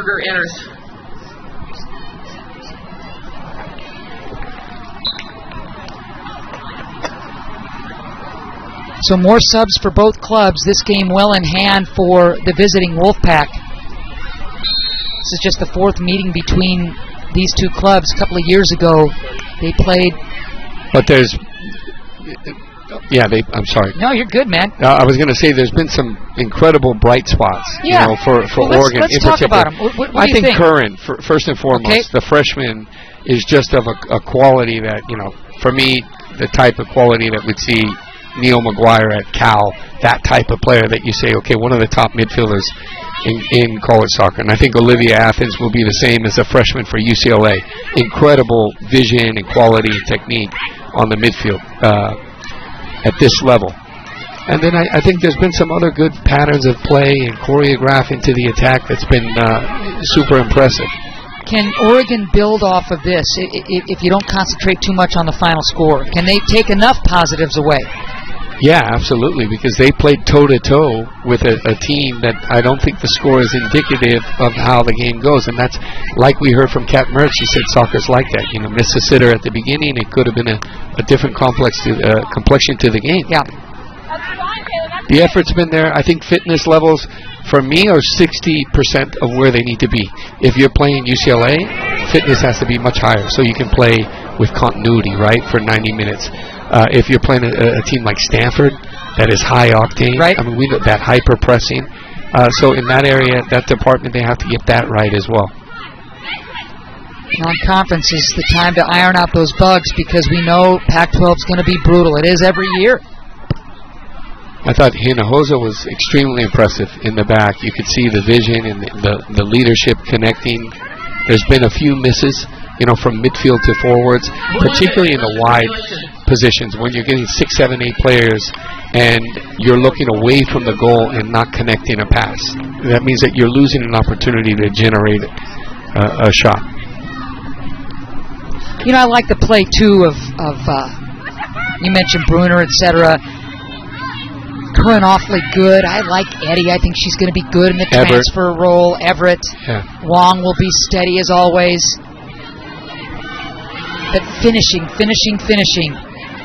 The Ducks, and I think Abby Morrow as well, when she came in. I mean, obviously, like we said, not to have Fawcett in a game for 90 minutes where she can score a goal at any moment, right? That kind of hurts as well and changes the game and keeps the threat of your opposition on their heels.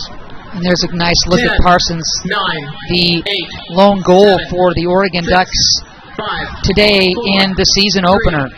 2-1.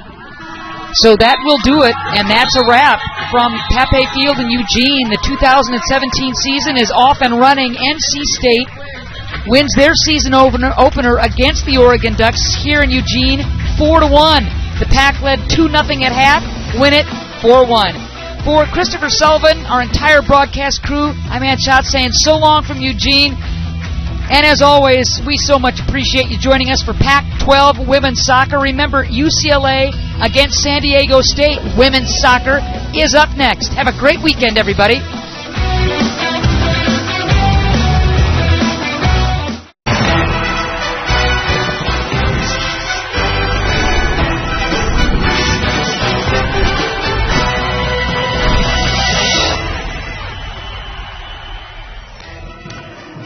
Well, it is the Cal team being led by defense.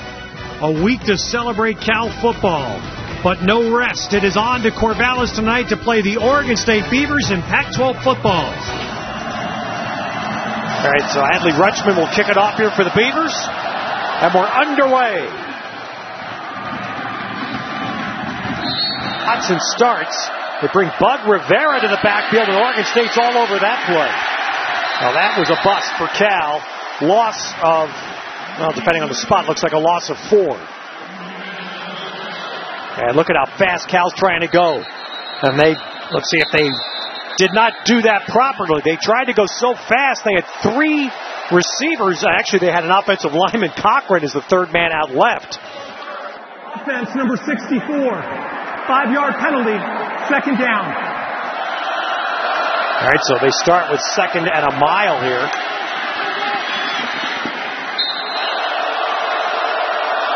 So you see the Cal needs about 7.5 here to keep this drive going. Webb's got all day, but then misfires. Dylan Plump on the punt. Boy, he banged that thing way back. Oregon State had 2 deep men to return that punt, but that's a brilliant switch of field position by Cal. During the kick, illegal block in the back. Receiving team, number 10. Half the distance to the goal, first down. At the end, so Oregon State way back, and they run a little fly sweep here, toss.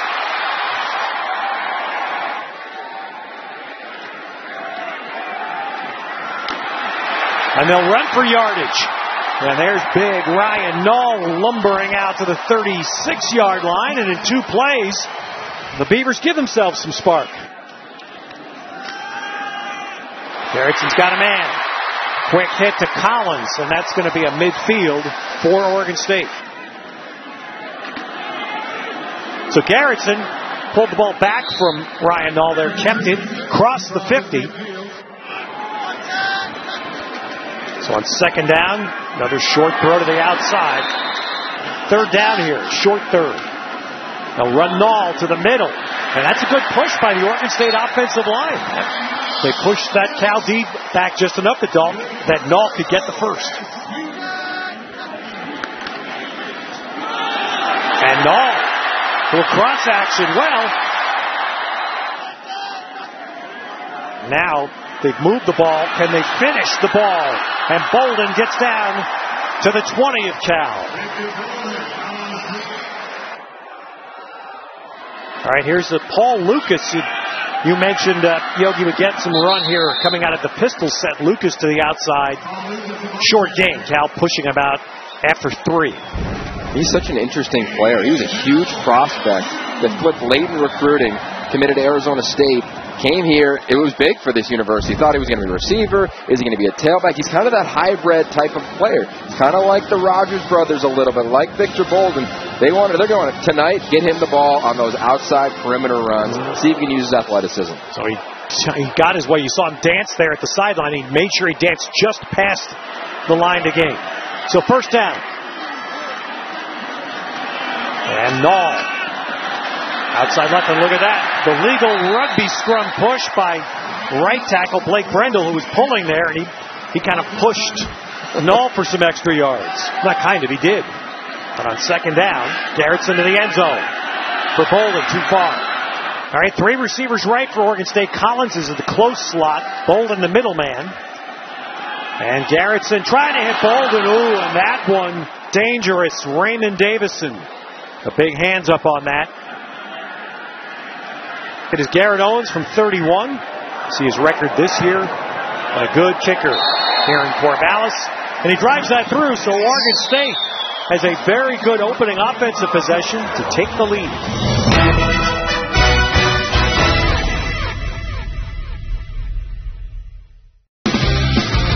You're watching Pac-12 Oregon, home of the Oregon State Beavers and the Oregon Ducks. Available on Xfinity. No matter where your daredevils go, or what they get into, you can breathe easier. Because they may qualify for free or low-cost health insurance through Medicaid and CHIP. Even if you've applied before, your kids could still be eligible for doctor and dentist visits, prescriptions, and more. Get your kids covered today. Go to insurekidsnow.gov or call 1-877-KIDS-NOW. When you get to put on the CU uniform, it really means a lot to me. I think it's cool because the program itself has such a history, and so just being able to be part of that, like in the present day, and to try to live up to the past and like continue on the history and the legacy that the program has offered in the past, I think it really means a lot, and it's really exciting that I get to be a part of that. It's honorable. Hi, my name is Carrie Burton. Go Buffs! There are over 480,000 college athletes. Only 2% will go pro. That means over 470,000 will not get a shoe contract. No autographs. No private jets. No fan clubs. No Hall of Fame inductions. Instead, they will walk away with something much more valuable. That's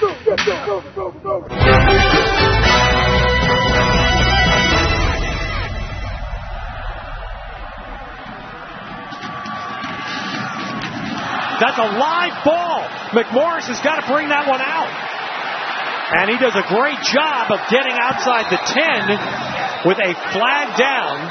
That ball live as it's a muffed kick that bounced into the field of play. During the return, holding return team number 11. Half the distance to the goal. First down. So here's Cal backed up to the 3. Can they punch their way out with some runs? They'll start with Vic and Wary. And out of the outside, that's a first down gain. So 2 quick plays, a run, and then the pass to Singleton. And Cal has a first. Inside again, this time, nice defensive play.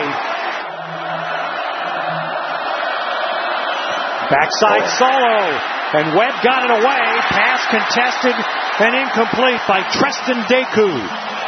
Webb saw Chappelle bluffing a rush here off the right side. Devin Chappelle, 9, he is coming. Picked up by a running back, and Webb's throw is incomplete.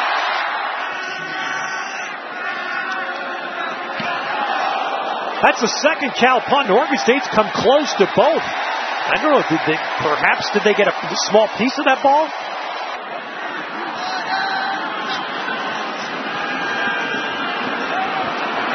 And now, Oregon State trying to capitalize. Short punt. Great drive start in Cal territory and a good first down run. All right, here's Collins now taking the snap. So Seth Collins gets back to take the snap, hands it off, but Cal plugs the middle. Well, they plugged it at first, and then there's that little push again to turn that into a positive play for the Beavers. Bolden slot to the right. Now Bolden's going to motion. Fake that little motion pass, and there's the middle slant throw, and it's caught by Hernandez. First down, Beavers. And there's another slam. That's a nice catch. A low throw, but Hernandez. The ruling on the previous play is a catch. The previous play is now under replay review. Jim Fogeltantz is heading the replay booth here in Corvallis tonight. And that's a tough ball to catch. When the nose is down like that, come on, receiver, you know how hard that is. Well, they teach you always you want to get your hands underneath it, and they call it a front shoulder roll. So when you roll like that in your front shoulder, the ball can pop up onto your body. So it's textbook wide receiver job. Great job by the receiver coach, Brent Brennan. That ball didn't hit the ground, did it? After review, the ball hit the ground. It's an incomplete pass. Second down. Game timer, please reset the clock to 4:28. Let's see if Bolden, again, the motion used a little bit of a decoy, and that was Devontae Downs that hung in there in the middle and slowed up as Ryan Nall was trying to bust it up the gut. He did get 4. And Nall motions out, and Garrettson's going to run it, and he is going to dive. He went head first, so the spot is going to be right on the line.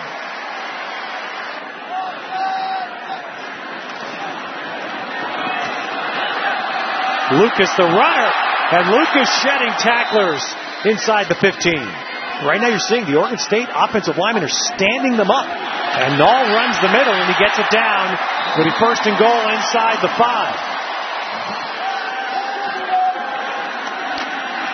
And Nall does. Touchdown, Beavers.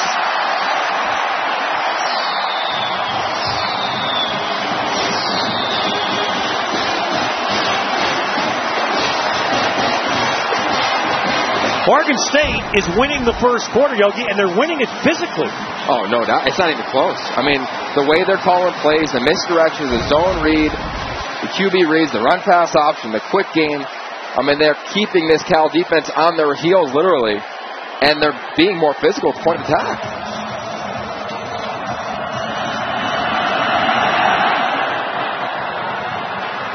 Kickoff comes to the end zone. This time Robertson will catch it and down it. I think it's part of their game. It's part of their attitude of getting the ball on the ground, but their success is through the air. I think they got to take shots man coverage. Well, here's a shot, and it sails out of bounds. Getting pressed up top by Deku. They come to the near side, and that is Singleton being pushed out of bounds by Crawford. And that's going to be short. Now they're going to fake it on 4th down and short, and it works big time for Cal. Perfect setup, first down Bears. Well, really well done, Evan Weaver. Oh, this is incredible. I mean, he just kind of lackadaisical right there on the punt, the fake. All right, let me just find it to my up back. Easy conversion for them, and momentum completely swings. How fascinating after Oregon State. Their first and only sideline warning of the game. That sideline warning there after Oregon State had come so close to blocking the previous punt there. They peeled back, and Cal took advantage. Freshman defensive end Evan Weaver with the catch. Well, this is that type of game for Oregon State. You know, those are those little elements.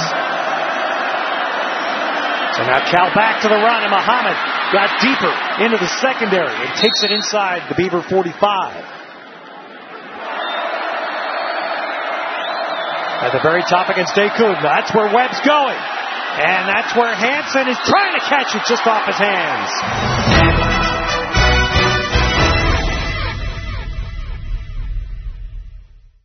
Buster Posey loves being in control. Wait. We always do baseball. How about a beach? Nice. Anything else? How about a sidekick? Here you go. Is that it? Maybe a sweet theme song? Buster knows what he wants. That's why he has Esurance. Their easy online tools make him feel confident he made the right call. That's insurance for the modern world. Esurance, official sponsor of Major League Baseball.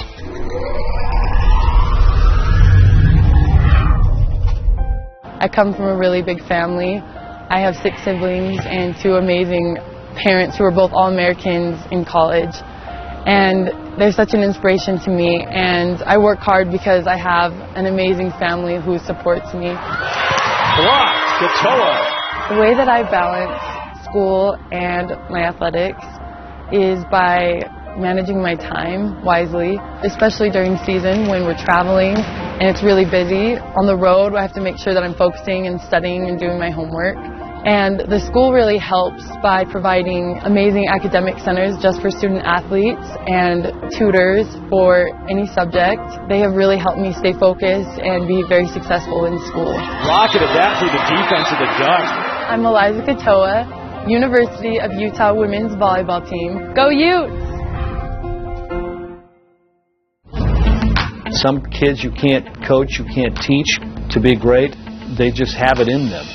August 26th, witness greatness with the premiere of the Pac-12 Network original series, 12 Greatest. The 12 greatest football players from every Pac-12 institution. The impact he had on his team, making them so much better. 12 Greatest. Stream the entire first season on Pac-12 Now, August 26th, starting at 1.